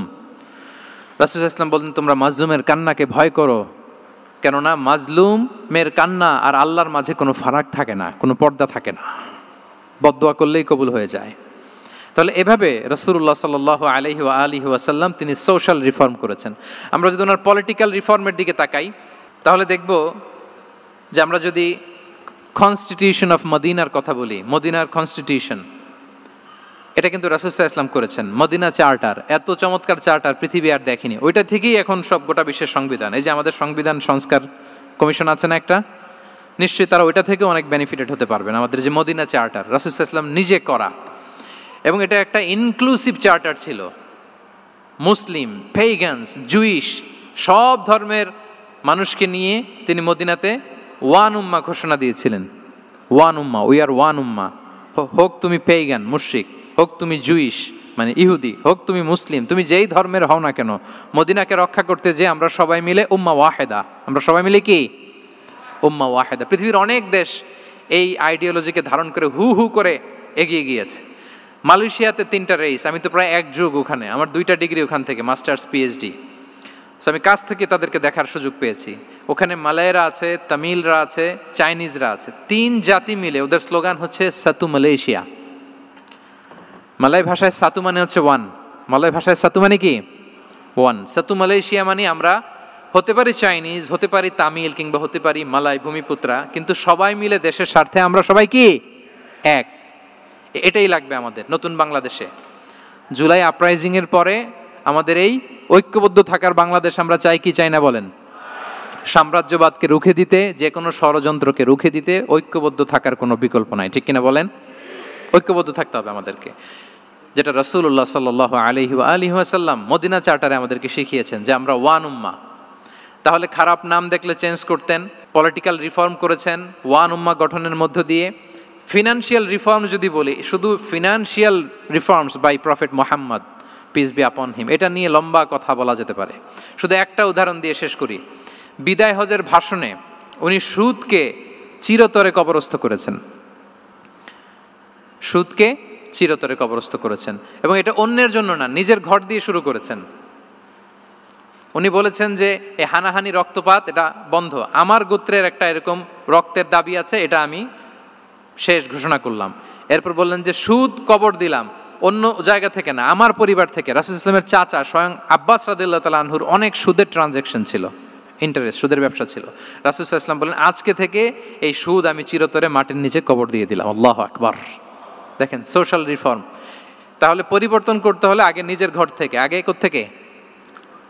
নাকি ওই ফ্যামিলি থেকে? হ্যাঁ, আমাদের মধ্যে যেটা হয়, আমরা ওয়াজ নসিহত বা ভালো কথা শুনলেই এটাকে ধরে নিই যে এটা ওর জন্য, ওর জন্য, মানে প্রত্যেকটা ওয়াজই যে আমার জন্য হইতে পারে, প্রত্যেকটা নসিহাতের যে প্রাইম অডিয়েন্স আমি হইতে পারি, এইটা আমাদের মাথায় কেন যেন আসে না। আমরা কোনো ভালো নসিহত শুনলে আমরা ভাবি এটা আসলে সমাজে দরকার, ওর দরকার, আমার ভাইয়ের দরকার, কিন্তু এটা যে আমার দরকার, প্রতিটা নাসিহাতের প্রথম অডিয়েন্স হওয়া দরকার কে? আমি নিজে। তাহলে পরিবর্তন শুরু করতে হবে নিজ থেকে। ওর এই সমস্যা, ওর এই সমস্যা, ওর এটা, আরে মিয়া তোমার কি সমস্যা ওইটা বলো। শুধু ওর ওর না দেখে নিজেরটাও দেখতে হবে। দেখেন, অন্যের দিকে এক আঙ্গুল দেখালে নিজের দিকে কয় আঙ্গুল যায় বলেন তো? এই যে নিজের দিকে কিন্তু 3টা। আমি যদি এরকম করি তা আমার দিকে আসে 3টা। এজন্য নিজ থেকে, নিজের ফ্যামিলি থেকে আমরা সংস্কার শুরু করব। কি বলেন? ওমরে ফারুক রাদিয়াল্লাহু তাআলা আনহু যখন ফ্যামিলি মিটিংয়ে বসতেন, উনি ওনার সন্তানদেরকে বলতেন, শোনো, তোমরা খলিফাতুল মুসলিমিন, আমিরুল মুমিনিনের সন্তান। তোমাদের কোনো বাজে কাজ যদি সমাজে আসে, তোমাদের কোনো অন্যায় যদি আমার কানে আসে, অন্যের জন্য যা শাস্তি তোমাদের জন্য হবে ডবল শাস্তি।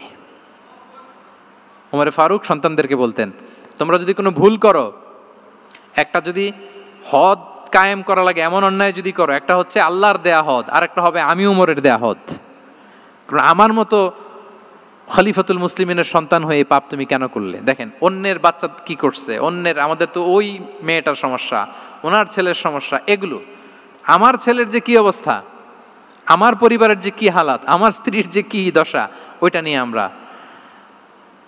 ভ্রুক্ষেপ করি না বা চিন্তা করি না। তাহলে সম্মানিত সুধীমণ্ডলী, আমরা পরিবর্তন শুরু করবো কোত্থেকে? অন্যের বাড়িঘর থেকে নাকি? হ্যাঁ, কোত্থেকে? নিজ থেকে। আল্লাহ তাআলা আমাদেরকে তৌফিক দান করুক। 5 নম্বরে হচ্ছে ওপেন মাইন্ডেড। আমার প্রিয় নবী বলেন, ওপেন মাইন্ডেড ছিলেন না ন্যারো মাইন্ডেড? সবাই বলবেন, গ্যালারির সবাই আওয়াজ করে, তিনি ওপেন মাইন্ডেড না ন্যারো মাইন্ডেড ছিলেন? রাসূলুল্লাহ সাল্লাল্লাহু আলাইহি ওয়া আলিহি ওয়াসাল্লাম ওপেন মাইন্ডেড ছিলেন। যে কেউ ওনাকে অ্যাপ্রোচ করতেন পারতেন easily. He was very approachable. ছোট বড় আবাল বৃদ্ধ বনিতা ওনার সাথে কথা বলতে স্বাচ্ছন্দ্য বোধ করতো, ভয় পেত না। এজন্য সিরাতের পরতে পরতে দেখবেন এক শিশু এসে প্রশ্ন করে, নারী এসে প্রশ্ন করে, বৃদ্ধ এসে প্রশ্ন করে, বন্ধু এসে প্রশ্ন করে, শত্রু এসে কনভারসেশন করে, সবাই এসে ওনার সাথে কথা বলতে পারতো। সুবহানাল্লাহ। এবং এগুলো উনি অ্যাকোমোডেট করতে পারতেন। কি করতে পারতেন? অ্যাকোমোডেট করতেন। ছোট্ট একটা উদাহরণ দেই, আসির আল হালাবিয়া থেকে নেয়া একটা বিখ্যাত সিরাতের গ্রন্থ। বদরের যুদ্ধে রাসূল সাল্লাল্লাহু আলাইহি ওয়াসাল্লাম বদরের মাঠে সেনা ক্যাম্প স্থাপন করলেন। কি ক্যাম্প? সেনা ক্যাম্প স্থাপন করলেন। আল হুবাব ইবনুল মুনজির রাদিয়াল্লাহু তাআলা আনহু এক সাহাবী, উনি বললেন, ইয়া রাসূলুল্লাহ, এই যে সেনা শিবির যে এখানে স্থাপন করলেন, এটা কি আপনার নিজের ইচ্ছায় না আল্লাহর আদেশে? দেখেন, সেনাপতিরে কোনো সাধারণ সৈনিক এই প্রশ্ন করতে পারে? করলে চাকরি থাকবে? কিন্তু রাসূল সাল্লাল্লাহু আলাইহি ওয়াসাল্লামের কাছে সাহস নিয়ে আল হুবাব ইবনুল মুনজির বলে, ইয়া রাসূলুল্লাহ, এই যে সেনা শিবির স্থাপন করলেন, এটা কি আপনার ইচ্ছায় নাকি এটা ওয়াহি? রাসূল সাল্লাল্লাহু আলাইহি ওয়াসাল্লাম বললেন, না, এটা ওয়াহি না, এটা ওয়াহি না, বাল হুয়া রায়ু ওয়াল হারবু ওয়াল মাকিদা, না, এটা যুদ্ধের কৌশল হিসেবে আমি করেছি। আল হুবাব ইবনুল মুনজির বললেন, ইয়া রাসূলুল্লাহ, তাহলে সঠিক জায়গায় সেনা ক্যাম্প স্থাপন হয় নাই। রাসূলের দিকে তাকিয়ে বলতেছেন যে আপনি যেখানে করছেন ওখানে ঠিক হয় না ইয়া রাসূলুল্লাহ, আপনি অভয় দিলে আমি বলতে পারি কোথায় ঠিক হবে। রাসূল সাল্লাল্লাহু আলাইহি ওয়াসাল্লাম বললেন, তাই? আমি যেটা করছি এটা ঠিক হয় নাই, তাহলে কোনটা ঠিক বলো? উনি বললেন, ওই যে বদরে একটা কুয়া আছে যেখানে পানির ব্যবস্থা আছে, ওইটার সামনে ব্যারিকেড দিয়ে আমাদের শিবির করতে হবে। তাহলে আমরা বদরের কুয়া থেকে পানি খাইতে পারবো, সারাদিন পানি খাবো, আর কাফিররা যুদ্ধে তো মারা যাবে, পানির অভাবে মারা যাবে। সুবহানাল্লাহ পড়বেন না? রাসূল সাল্লাল্লাহু আলাইহি ওয়াসাল্লাম বললেন, আরে তাই তো, তুমি তো ঠিকই বলেছো, এভাবে তো আমি ভেবে দেখিনি। আবার তিনি অ্যানাউন্স করে দিলেন যে সেনা শিবির এখানে যেই তাঁবু টাঙানো হয়েছে এখান থেকে মুভ করে আল হুবাব যেখানে ইন্ডিকেট করেছে ঠিক ওই জায়গায় যে শিবির স্থাপন করো। তাহলে আওয়াজ করে বলুন, ওপেন মাইন্ডেড না ন্যারো মাইন্ডেড? আমরা অনেক সময় আমাদের অধীনস্থদের কথা শুনতে চাই না। অনেক সময় অধীনস্থদের মাথা থেকেও দারুণ দারুণ দুর্দান্ত আইডিয়া চলে আসতে পারে। ইগনোর করবেন না সব সময়, আপনি দেখবেন যে তার কাছ থেকে ভালো আইডিয়া এসছে কিনা। তাহলে রাসূল সাল্লাল্লাহু আলাইহি ওয়াসাল্লাম এটাকে ইগনোর না করে অ্যাকোমোডেট করলেন। সুবহানাল্লাহ। খন্দক যুদ্ধের কথা যদি দেখি, পরীক্ষা খননের অ্যাডভাইস কে দিয়েছিল? মক্কার কোনো লোক? মদিনার? কে দিয়েছিল? সালমান আল ফারিসি। বাড়ি কোথায়? ইরান, পারস্য। হি ওয়াজ পার্সিয়ান বেসিকলি। তাহলে দেখেন, সেই পারস্য থেকে এসে বললেন যে এখানে পরীক্ষা খনন করলে ভালো হয়। 5.5 কিলোমিটার পরীক্ষা খনন করে ফেললেন। 4.5 মিটার প্রশস্ত, 3.5 মিটার হচ্ছে এটার ডেপথ। পুরো মদিনার সবাই মিলে এটা করে ফেললেন। তার মানে আমি সব বুঝি, আমি সব জানি, এই মেন্টালিটি থেকে আমাদের বেড়ে আসতে হবে। এটা হচ্ছে একটা ন্যারো মাইন্ডেড পার্সোনালিটির অধিকারী, যে আমি যেটা বলছি ওইটা, এটার পরে কোনো কথা নেই, এটা ভুল। বরং আমার টিমের মধ্যে থেকে যদি কোনো ভালো অপিনিয়ন আসে সেটা আমি রিভাইজ করব। কি বলেন, পারা যাবে না? তাহলে ওপেন মাইন্ডেড পার্সোনালিটি ছিলেন রাসূলুল্লাহ সাল্লাল্লাহু আলাইহি ওয়াসাল্লাম। 6 নম্বর মাইন্ডসেট হচ্ছে অন্টারপ্রেনাল মাইন্ডসেট। অন্টারপ্রেনাল, এখন তো এটা আপনারা সবাই খুব বেশি শোনেন, অন্টারপ্রেনারশিপ, অন্টারপ্রেনাল। অন্টারপ্রেনাল মাইন্ডসেট আসলে অনেক কিছুর সমন্বয় হয়। 1 নম্বর, যার প্রোঅ্যাক্টিভ অ্যাটিটিউড যাদের থাকে, solution focused, not problem focused. Problem সৃষ্টি হইলে ওইদিকে ফোকাস না করে কিভাবে সলিউশন করা যায় ওইদিকে ফোকাস করতেন। এরপর যে হিউম্যান রিসোর্সের ভালো ম্যানেজ করতে পারে, রিসোর্স কম কিন্তু to take the best out of this resource. অনেকে দেখবেন যে ছোট্ট জিনিসকে অর্গানাইজ করে এত সুন্দর প্রেজেন্টেশন করে, আবার অনেকের অনেক আছে কিন্তু সেটাকে প্রেজেন্ট করতে পারে না, এরকম আছে না নাই? রাসূল সাল্লাল্লাহু আলাইহি ওয়াসাল্লাম অল্প রিসোর্স দিয়ে অনেক বড় কিছু অ্যারেঞ্জ করতে পারতেন। সুবহানাল্লাহ। এবং he was a very good talent hunter. রাসূল সাল্লাল্লাহু আলাইহি ওয়াসাল্লাম একজন চৌকস ট্যালেন্ট হান্টার ছিলেন। He was a very good observer. সাহাবীদের কার কি ট্যালেন্ট এটা তিনি নোট করতেন। যার যে দক্ষতা তাকে তার ওই দক্ষতা দিয়ে ইসলামের সেবা করতে উৎসাহ দিতেন। যখনই কোনো প্রতিভাবান সাহাবীকে তিনি দেখেছেন, তিনি ইসলামের জন্য সেই প্রতিভাকে কাজে লাগানোর চেষ্টা করেছেন। একজনকে দিয়ে সবটা করেননি। আমাদের সমাজে এই একটা ভুল ধারণা আছে, আমরা অনেকে একজনের কাছ থেকে সব কামনা করি।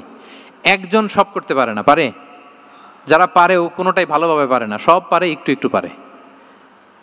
তো রাসূল সাল্লাল্লাহু আলাইহি ওয়াসাল্লাম ট্যালেন্ট হান্টার ছিলেন, যার যেখানে ট্যালেন্ট তাকে ওই কাজে লাগাতেন। বলেন তো খালিদ বিন ওয়ালিদ রাদিয়াল্লাহু তাআলা আনহুকে আল্লাহ রাসূল সাল্লাল্লাহু আলাইহি ওয়াসাল্লাম কি কাজে লাগিয়েছিলেন? অনেক পরে ইসলাম ধর্ম গ্রহণ করেছেন, কিন্তু যুদ্ধের অভিযানে পাঠিয়েছেন এবং পরবর্তীতে তিনি সেনাপ্রধান হয়েছিলেন মুসলিম ব্যাটালিয়নের। কারণ উনি ওয়ার স্ট্র্যাটেজি জানতেন। ওনার আক্রমণের কারণে তো উহুদের প্রান্তরে মুসলিমরা প্রায় নাস্তানাবুদ হওয়ার অবস্থা, তাই না? অনেক পরে আল্লাহ তাআলা ওনাকে ইসলামের জন্য কবুল করলেন। তাহলে উনি ওয়ার স্ট্র্যাটেজি জানতেন, ফলে রাসূল সাল্লাল্লাহু আলাইহি ওয়াসাল্লাম ওনাকে যুদ্ধের জন্য কাজে লাগিয়েছেন। তাহলে সবাইকে একটা দিলে হবে না, প্যারাসিটামল 3 বেলা সবার জন্য হবে নাকি যার যে রোগ সে অনুযায়ী প্রেসক্রিপশন? হ্যাঁ, খালিদ বিন ওয়ালিদ রাদিয়াল্লাহু তাআলা আনহু তিনি সমরবিদ ছিলেন, রণকৌশলী। ওনাকে বানিয়েছেন সেনাপ্রধান। আওয়াজ করে বলুন, কি প্রধান? উনি সেনাপ্রধান হয়েছিলেন। আচ্ছা, আপনারা হাসান বিন সাবিত রাদিয়াল্লাহু তাআলা আনহুর নাম শুনেছেন নিশ্চয়ই। ওনাকেও তো যুদ্ধের ময়দানে পাঠিয়েছেন না? ওনারা পাঠিয়েছেন। ওনারা দিয়ে কি করছেন বলেন? কবিতা লিখতেন। ওনার কাব্য প্রতিভা ছিল। উনি বেসিক্যালি যুদ্ধ করতে জানতেন না, এজন্য রাসূল ইসলাম যুদ্ধে ওনাকে পাঠাতেনও না। বিভিন্ন যুদ্ধে ওনাকে না পাঠিয়ে নারীদেরকে, মদিনার নারী শিশু ভালনারেবলস যারা আছে তাদেরকে দেখভাল করার জন্য মদিনায় উনি রেখে যেতেন, কারণ আল্লাহ তাআলা ওনাকে কাব্য প্রতিভা দিয়েছিলেন। ওনার এক এক কবিতা পড়লে গায়ের লোম খাড়া হয়ে যায়। You will have goosebumps, literally আপনার গায়ের পশম দাঁড়িয়ে যাবে। এবং উনি ওনার কবিতা দিয়ে মুসলিমদেরকে, সাহাবীদেরকে উজ্জীবিত করতেন। মসজিদে নববীতে আল্লাহ রাসূল সাল্লাল্লাহু আলাইহি ওয়াসাল্লাম ওনার মিম্বারের পাশে শুধু হাসান বিন সাবিতের রাদিয়াল্লাহু তাআলা আনহুর জন্য আলাদা একটা মিম্বার বানিয়েছিলেন, যে হাসান তুমি ওখানে উঠে কবিতা লিখে আমার সাহাবাদেরকে উজ্জীবিত করবে জিহাদের জন্য। আল্লাহু আকবার। তাহলে একজনকে সেনাপ্রধান, আরেকজনকে জাতীয় কবি, আরেকজনকে হাসান বিন সাবিত রাদিয়াল্লাহু তাআলা আনহুকে কি বানালেন? জাতীয় কবি বানালেন। আচ্ছা, হুযাইফা ইবনুল ইয়ামান রাদিয়াল্লাহু তাআলা আনহু, ওনার ছিল ডিটেকটিভ মাইন্ড, এজন্য ওনাকে রাসূল সাল্লাল্লাহু আলাইহি ওয়াসাল্লাম মদিনার গোয়েন্দা বিভাগের প্রধান বানিয়েছেন, head of detective division. Huzaifa Ibnul Yaman ছিলেন মদিনার কি? হেড অফ ইন্টেলিজেন্স, গোয়েন্দা বিভাগের প্রধান। মুআয ইবনে জাবাল রাদিয়াল্লাহু তাআলা আনহু প্রশাসনিক কাজ খুব ভালো বুঝতেন। মদিনার সবচাইতে বড় সিনিয়র আমলা ছিলেন মদিনা রাষ্ট্রের। মদিনা রাষ্ট্রের সবচাইতে সিনিয়র আমলা মুআয ইবনে জাবাল রাদিয়াল্লাহু তাআলা আনহুকে রাসূল সাল্লাল্লাহু আলাইহি ওয়াসাল্লাম কবিতা লেখার দায়িত্বও দেন নাই, গোয়েন্দাগিরি করতে দেন নাই, ওনাকে ইয়ামানের গভর্নর করে পাঠিয়েছেন। সুবহানাল্লাহ বিহামদি। তাহলে যার যে যোগ্যতা তাকে সেই জায়গায় কাজে লাগানো, এটাকে বলে অন্টারপ্রেনাল মাইন্ডসেট। এটাকে কি বলে? অন্টারপ্রেনাল মাইন্ডসেট। আল্লাহ হাবিব সাল্লাল্লাহু আলাইহি ওয়াসাল্লামের এই মাইন্ডসেট ছিল। 7 নম্বর মাইন্ডসেট হচ্ছে কনসিডারেট মাইন্ডসেট। কনসিডারেট মানে হচ্ছে সুবিবেচক, যার বিবেচনা আছে, অথবা যে অন্যের প্রতি সহানুভূতিশীল, উচ্চ বিবেকবোধ সম্পন্ন ব্যক্তিত্ব। রাসূল সাল্লাল্লাহু আলাইহি ওয়াসাল্লাম he was the man of 6 senses. ওনার 6টা সেন্স কাজ করতে একসাথে। কয়টা? আমাদের করে কয়টা? 5টা তো আল্লাহ দিছে, অনেকের 3টাও কাজ করে না। কোন দিক দিয়ে কি হচ্ছে দিন দুনিয়ায় নাই, সে একেবারে অন্য জগতের মানুষ। কি হচ্ছে চোখ কান খোলা নাই, কিছু জানা নাই। কিন্তু রাসূল সাল্লাল্লাহু আলাইহি ওয়াসাল্লাম he was man of 6 senses. চারদিকে কোথায় কি হচ্ছে, কার একটু অসুবিধা হয়ে যাচ্ছে, কার একটু সমস্যা, খুব অন্যের ব্যথায় ব্যথিত ছিলেন, অন্যের দুঃখে দুঃখী ছিলেন। অন্যের প্রতি সহানুভূতি ছিলেন, ম্যান অফ সিক্স সেন্সেস ছিলেন তিনি। সিরাত থেকে দু একটা উদাহরণ দেখেন। একবার রাতের নামাজ, সম্ভবত এশার নামাজ, খুব ছোট্ট করে শেষ করে দিলেন। তো সাহাবারা জিজ্ঞেস করলেন, ইয়া রাসূলুল্লাহ, নামাজ তো এত তাড়াহুড়ো করতে আপনাকে কখনো দেখিনি। তিনি বললেন, আমি নামাজের মাঝখানে এক ছোট্ট বাচ্চার কান্না শুনেছি। আনাস রাদিয়াল্লাহু বর্ণনা করেন যে কানা রাসূলুল্লাহ সাল্লাল্লাহু আলাইহি ওয়াসাল্লাম ইয়াসমাউ বুকা আস-সাবিয়্যি মা উম্মি। আমি যখন নামাজে ইমামতি করছি, পেছনে মহিলাদের কাতারের ওখান থেকে একটা ছোট্ট শিশুর কান্নার আওয়াজ আমার কানে আসলো। দেখেন কি সেন্স। তো আমার মনে হচ্ছিল বাচ্চার কান্নায় পেছনের কাতারে মায়ের বড্ড কষ্ট হচ্ছে। যেই মাটা বাচ্চাটাকে নিয়ে এসছে উইমেন প্রেয়ার হলে, তাকে বাচ্চাটাকে ম্যানেজ করতে বা সামলাতে মায়ের বড্ড কষ্ট হয়ে যাচ্ছে আমার মনে হচ্ছে। এজন্য আমি নামাজটা একটু শর্টকাটে শেষ করে দিয়েছি। Could you imagine that? কি নবী আমরা পেয়েছি, কিরকম কনসিডারেট ছিলেন, কতটা সুবিবেচক ছিলেন, অন্যের প্রতি কতটা সহানুভূতিশীল ছিলেন তিনি, অন্যের যাতে কোনো সমস্যা না হয় এটা খেয়াল করতেন। মুআয ইবনে জাবাল রাদিয়াল্লাহু তাআলা আনহুকে মদিনার পাশেই এক মসজিদের ইমাম করে পাঠালেন। উনি ইমামতির দায়িত্ব পেয়ে একবার মাগরিবের নামাজে সূরা বাকারা তেলাওয়াত শুরু করলেন। তো ওনার হয়তো তেলাওয়াত করতে করতে একটা ইমোশন চলে আসছে, উনি তো সুরের ঝংকার দিয়ে তেলাওয়াত করতেছেন। এখন পেছনে যারা মুসল্লি ছিল এরা ছিল সব কৃষিজীবী সাহাবী। এরা কি ছিল? সারা দিন ওট দিয়ে, খেজুর গাছে পানি দিয়ে যান যায় কোনো রকম ফরজ পেরে যায় ঘুমাইতে হবে। এই সাহাবীরা যখন পিছনে দাঁড়াইছে আর উনি ধরছে কোন সূরা? সূরাতুল বাকারা। এখন ওনারা তো আর থাকতে পারে না, ওনার সাথে থাকতে না পারে এক সাহাবী নামাজ রেখে দিয়ে ডাইরেক্ট রাসূল সাল্লাল্লাহু আলাইহি ওয়াসাল্লামের কাছে, কারণ বড় হুজুর তো আছে মদিনায়। যে বিচার দিছে ইয়া রাসূলুল্লাহ, দেখেন এমন একজনকে ইমাম করে অ্যাসাইন করেছেন, উনি মাগরিবের সালাতে সূরা বাকারা পড়ে, আর আমরা হচ্ছি কৃষিজীবী শ্রমজীবী সাহাবী, আমাদের তো এত বড় কেরাতের সাথে জয়েন করা সম্ভব না। রাসূল সাল্লাল্লাহু আলাইহি ওয়াসাল্লাম রেগে গেলেন, চেহারাটা আগুনের গোলার মতো লাল হয়ে গেল। মুআয ইবনে জাবাল রাদিয়াল্লাহু তাআলা আনহুকে ডেকে পাঠালেন, ডেকে বললেন, আফাত্তানুন আনতা ইয়া মুআয, আফাত্তান, তুমি কি ফিতনা সৃষ্টি করতেছো? ওখানে পাঠাইছি কমিউনিটির ইউনিটি ধরে রাখার জন্য, তুমি ওখানে যে ফিতনা সৃষ্টি করতেছো। তুমি কি সাব্বিহ ইসমা রাব্বিকাল আ'লা এই সূরা তোমার মুখস্থ নাই? ওয়াদ-দুহা ওয়াল-লাইলি ইযা সাজা এটা পারো না? ওয়াশ-শামসি ওয়া দুহাহা এটা মুখস্থ নাই? তো তুমি কেন এই সূরাগুলো দিয়ে নামাজ পড়াও না? কেন পড়াও না? এরপর তিনি বললেন, যখন ইমামতির সুযোগ পাবে, সুযোগ পেয়ে লম্বা কেরাত ধরো না, ছোট্ট কেরাত দিয়ে নামাজ শেষ করো। কেননা তোমার পেছনে বয়স্করা আছে, মুরব্বীরা আছে, অসুস্থরা আছে। যাল হাজা, তার একটা জরুরি কাজ পড়ছিল, যাচ্ছিল, হঠাৎ মাগরিবের আজান, ভাবলো রাস্তার পাশে যেহেতু আজান দিছে নামাজটা পড়ে নেই। নামাজে ঢুইকা দেখছে আপনি সূরা বাকারা ধরছেন, তো বেচারা কি কাজ করবে না কি করবে? আর তার তো নিয়ত ছিল ফরজ নামাজটা পড়ি যে বাস ধরবো, এখন আপনি ধরছেন কোন সূরা? বাকারা। দেখেন রাসূল সাল্লাল্লাহু আলাইহি ওয়াসাল্লাম বললেন, যখন ইমামতির চান্স পাবে ছোট সূরা পড়বে, আর যখন তুমি একা পড়বে ফালিউতাউবিল মাশা, যত লম্বা করতে মনে চায় করো, রুকু করো লম্বা, সেজদা করো লম্বা, কেরাত করো লম্বা। রাসূল সাল্লাল্লাহু আলাইহি ওয়াসাল্লাম তো রাতে আধা ঘন্টা 40 মিনিট প্রথম রাকাতে কেরাত পড়তেন, এরপরে আবার 40 মিনিট রুকুতে থাকতেন, রুকু থেকে দাঁড়ায় আবার 40 মিনিট, আবার সেজদায় যেয়ে 40 মিনিট, এরপরে সেজদা থেকে 2 সেজদার মাঝখানে আবার 40 মিনিট, 2 রাকাত দিয়ে এরকম রাতও শেষ করে দিয়েছেন। তো আপনার লম্বা যদি পড়তে মনে চায়, আপনি তো আপনার ব্যক্তিগত নফল সালাতে এভাবে লম্বা করবেন। কিন্তু আমাদের হয়ে গেছে উল্টা, একাকী নামাজ, কোনো রকম রুকু সেজদা, এরকম হয়ে গেছে না অনেকটা। কিন্তু ইমামতির সুযোগ পেলে মাশাআল্লাহ, আল্লাহু আকবার, এইবার শুরু হয়েছে শাইখ সুদাইসির কণ্ঠে এই লম্বা করে। এখন পেছনে মুসল্লিদের কি দশা ওইটা আর আমরা খেয়াল করি না। না, আমাদেরকে অন্যের প্রতি সহানুভূতিশীল হতে শিখিয়েছে ইসলাম, কনসিডারেট হতে শিখিয়েছে, সুবিবেচক হতে শিখিয়েছে, যেটা রাসূল সাল্লাল্লাহু আলাইহি ওয়াসাল্লাম করেছেন। এবং রাসূল সাল্লাল্লাহু আলাইহি ওয়াসাল্লাম কোনো কাজে কাউকে পাঠালে ওনার বিখ্যাত সে বাণীটা বলে দিতেন যে ইয়াসসিরু ওয়ালা তুআসসিরু বাশশিরু ওয়ালা তুনাফিরু, সহজ করে উপস্থাপন করো, কঠিন করো না। সুসংবাদ দিও, মানুষকে দিন থেকে ভাগিও না। আমরা মানুষকে ভয় দেখাই, আমরা এত কঠিন করে ইসলামকে উপস্থাপন করি, মানুষ বলে আগে যেটা করতাম ওইটাই ভালো। তো আমরা যেন দিনকে কঠিন না করি, আমাদের কোনো অ্যাটিটিউডের কারণে যেন মানুষ ইসলাম থেকে ভেগে না যায়। আরেকটা উদাহরণ দেখুন, একবার মাগরিবের কিংবা এশার নামাজে রাসূল সাল্লাল্লাহু আলাইহি ওয়াসাল্লাম লম্বা সেজদা দিলেন। এত লম্বা সেজদা তিনি কখনো দেন না। নামাজ শেষে সাহাবারা জিজ্ঞেস করলেন, ইয়া রাসূলুল্লাহ, আপনি কি নামাজের মাঝখানে অসুস্থ হয়ে গেলেন নাকি? অথবা কোরআনের আয়াত নাজিল হলো নাকি, ওহী নাজিল হলো নাকি? রাসূল সাল্লাল্লাহু আলাইহি ওয়াসাল্লাম বললেন, কুল্লু যালিকা লাম ইয়াকুন ওয়ালাকিন নাবনি ইরতাহালানি ওয়া কারিহতু আন উআজ্জিলাহু হাত্তা ইয়াকদিয়া হাজাতাহ বললেন না, অসুস্থ হই নাই, ওহিও নাজিল হই নাই। আমি যখন সেজদায় গিয়েছি আমার দুই ছোট নাতি হাসান হোসেন আমার কাঁধের উপরে চেপে বসেছে। যতক্ষণ না ওরা খেলা শেষ না করে নিচে নেমেছে আমি সেজদায় লুটিয়েছিলাম, নেমেছে এরপরে মাথা উঠিয়েছি। আমার মাথা উঠানোর কারণে ওদের খেলার একটু ডিস্টার্ব হবে, এজন্য আমি আর সেজদা থেকে মাথা উঠাই নাই। দেখেন, নাতির খেলার যেন ডিস্টার্ব না হয়। পেছনের মহিলা সারির এক বোনের নামাজের সমস্যা হচ্ছে, এগুলো উনি খেয়াল করতেন, ছোট্ট ছোট্ট বিষয়গুলো উনি খেয়াল করতেন। এটাকে বলে কনসিডারেট মাইন্ডসেট। কি বলে? তাহলে আমরা অন্যের প্রতি যেন সহানুভূতিশীল হই, নাকি শুধু নিজেরটাই দেখব? অন্যেরটা দেখার দরকার আছে না নাই বলেন?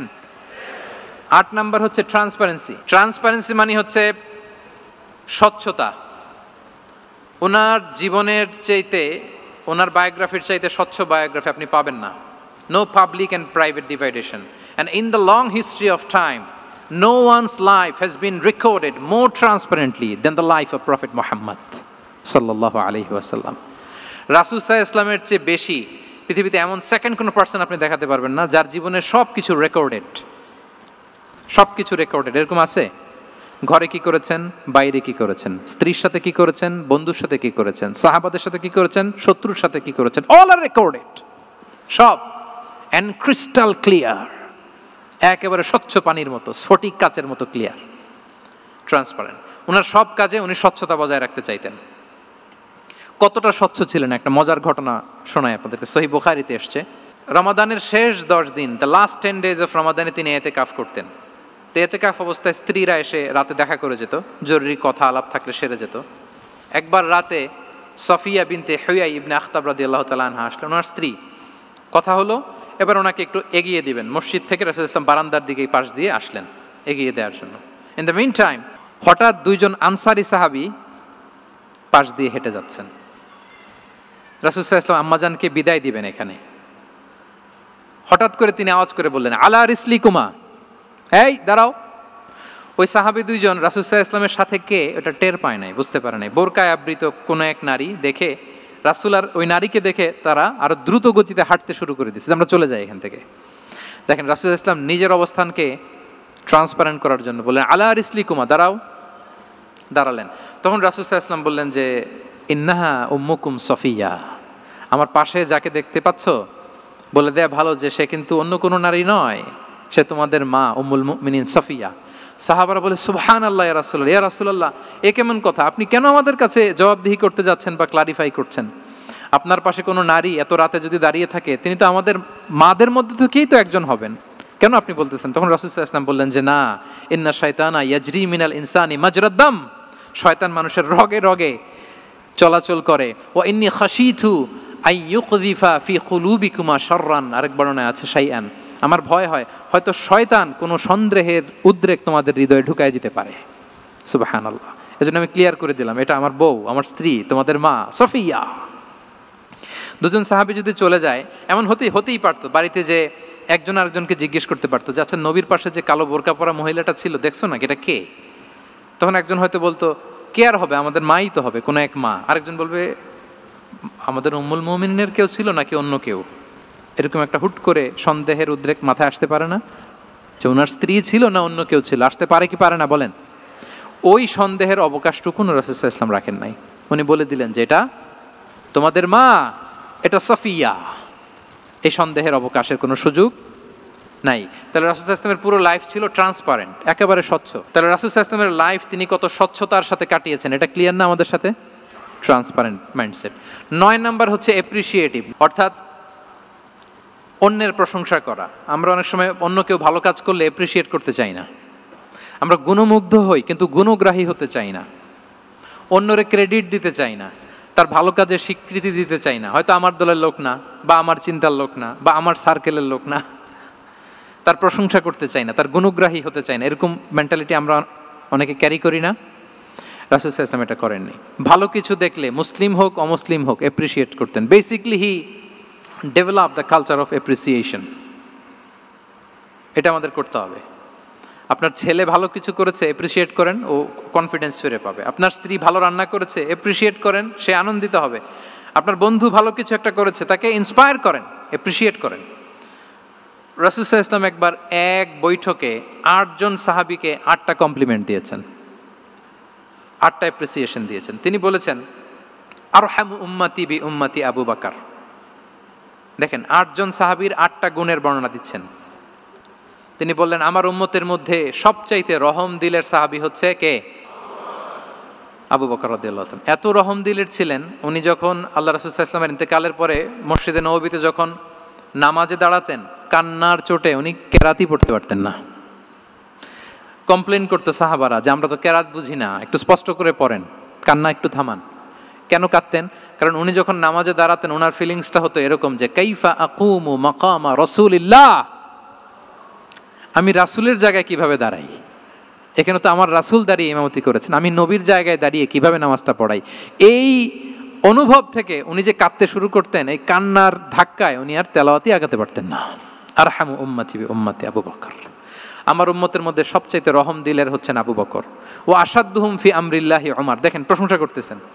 আর আমার উম্মতের মধ্যে আল্লাহর দ্বীন বাস্তবায়নে সবচাইতে কঠোর হচ্ছে ওমর। মুনাফিকরা ওনাকে জমের মতো ভয় পেত, ইভেন শয়তান ভয় পেত। রাসূল সাল্লাল্লাহু আলাইহি ওয়াসাল্লাম বলেন ওমর, তুমি যদি এই রাস্তা দিয়ে হাঁটো, শয়তান যদি দেখতে পায়, শয়তান এই রাস্তা রেখে দিয়ে অন্য কোনো রাস্তা থাকলে ওইটা দিয়ে হাঁটে। সুবহানাল্লাহি ওয়া বিহামদিহি। আমাদের অনেক সময় এমন হয় না যে আমাদের বাচ্চারা ছেলেমেয়েরা খেতে চায় না, আমাদের নাতি নাতনিরা খেতে চায় না, মায়েরা খাবার নিয়ে পেছনে পেছনে ঘুরে, আর তখন ভয় দেখায় এই রাত্রিবেলা তাড়াতাড়ি খাও, ওই যে বাঘ আসবে বাঘ, বিড়াল আসবে বিড়াল, তাড়াতাড়ি না খেলে কিন্তু ভূত আসবে ভূত। এরকম বলেন আপনারা? বলেন না? এই দায়িত্ব তো আপনাদের কাঁধে থাকে না? তো ওই যে আমাদের বোনরা বলতে পারবে, বোনরা খাবার নিয়ে ঠিকই রাত্রিবেলায় বাচ্চাদের পেছনে পেছনে এরকম দৌড়াতে হয়। তো কি বলতে হয় যে এই ভূত আসলো ভূত, ওই যে বিড়াল আসলো বিড়াল, কুকুর আসলো, এইগুলো বললে বাচ্চারা আবার ভয় পায়, তাড়াতাড়ি করে খায়। তো মদিনাতেও মদিনার বাচ্চারা খেতে চাইতো না। তো খেতে না চাইলে মায়েরা ভূত আসতেছে ভাল্লুক আসতেছে এগুলো না বলে বলতো হা হুয়া ইয়াতি উমর, ইয়াতি উমর, তাড়াতাড়ি খাও তাড়াতাড়ি খাও, ওই যে ওমর আসতেছে ওমর। সুবহানাল্লাহি বিহামদিহি। ওয়া আশাদ্দুহুম ফি আমরিল্লাহি উমর। আল্লাহর দ্বীন বাস্তবায়নে সবচাইতে কঠোর ছিলেন ওমর রাদিয়াল্লাহু তাআলা আনহু। ওয়া আসদাকুহুম হায়াআন উসমান। সবচেয়ে লাজুক সাহাবী ছিলেন উসমান রাদিয়াল্লাহু তাআলা আনহু। শুধু অর্থ বলে যাই। ওয়া আকরাউহুম লিকিতাবিল্লাহি উবাই ইবনে কাব। সবচেয়ে কোরআনের ভালো কিরাত পড়তে পারতেন উবাই ইবনে কাব। আফরাদুহুম যায়েদ ইবনে সাবিত। উত্তরাধিকার বন্টনের নীতিমালা ফারায়েজের জ্ঞান ছিল যায়েদ ইবনে সাবিত রাদিয়াল্লাহু তাআলা। ওয়া আ'লামুহুম বিল হালালি ওয়াল হারামি মুআয ইবনে জাবাল। এই উম্মতের হালাল হারামের স্পেশালিস্ট সাহাবী হচ্ছেন মুআয ইবনে জাবাল। আলা ওয়া ইন্না লিকুল্লি উম্মাতিন আমিনান ওয়া আমিনা হাদিহিল উম্মাহ আবু উবাইদা ইবনুল জাররাহ। সব উম্মতের একজন বিশ্বস্ত লোক থাকে, এই উম্মতের সবচাইতে বিশ্বস্ত লোক হচ্ছে আবু উবাইদা ইবনুল জাররাহ। দেখেন 8 জন সাহাবীর 8টা গুণের কথা বললেন। আচ্ছা, রাসূল সাল্লাল্লাহু আলাইহি ওয়াসাল্লাম যখন সাহাবীদের প্রশংসা করেছেন, ওই সাহাবীদের কেমন লেগেছে বলেন তো? ফিলিংসটা ভালো লেগেছে না? হৃদয়ে জুড়িয়েছে, ইন্সপায়ার্ড হয়েছেন, মোটিভেটেড হয়েছেন। সাহাবীদের মধ্যে সবচাইতে সুরেলা গলার কণ্ঠের অধিকারী ছিলেন আবু মুসা আল আশআরী রাদিয়াল্লাহু তাআলা আনহু। তো রাসূল সাল্লাল্লাহু আলাইহি ওয়াসাল্লাম একবার রাত্রিবেলা তার বাসার পাশ দিয়ে যাচ্ছিলেন, দীর্ঘ সময় ওনার কণ্ঠের তেলাওয়াত শুনলেন। পরের দিন সকালে বললেন যে আবু মুসা, তুমি তো চমৎকার গলায় তেলাওয়াত করো। আবু মুসা বলে, ইয়া রাসূলুল্লাহ, আমি তো কোনোদিন আপনার সামনে দাঁড়িয়ে তেলাওয়াত করি না, আপনি কি করে জানলেন? রাসূল সাল্লাল্লাহু আলাইহি ওয়াসাল্লাম বললেন, গত রাতে তুমি যখন তেলাওয়াত করছিলে আমি তোমার ঘরের পাশ দিয়ে যাচ্ছিলাম, আমি মনোযোগ দিয়ে শুনেছি। আবু মুসা বলে, ইয়া রাসূলুল্লাহ, আপনি আমার তেলাওয়াত শুনতেছেন, ওইটা জানলে তো আমি ফজর পর্যন্ত তেলাওয়াত চালিয়ে যেতাম, হাত্তাল ফাজর আমি তেলাওয়াত চালিয়ে যেতাম ইয়া রাসূলুল্লাহ। আল্লাহ রাসূল সাল্লাল্লাহু আলাইহি ওয়াসাল্লাম তখন বললেন, লাকাদ উতিতা মিজমারান মিন মাজামিরি আলি দাউদ। হে আবু মুসা, দাউদ আলাইহিস সালামের গলায় আল্লাহ তাআলা যেমনি সুরের ঝংকার দিয়েছেন, এই উম্মতের মধ্যে তোমার গলায় আল্লাহ সেই সুরের লহরী ঢেলে দিয়েছে।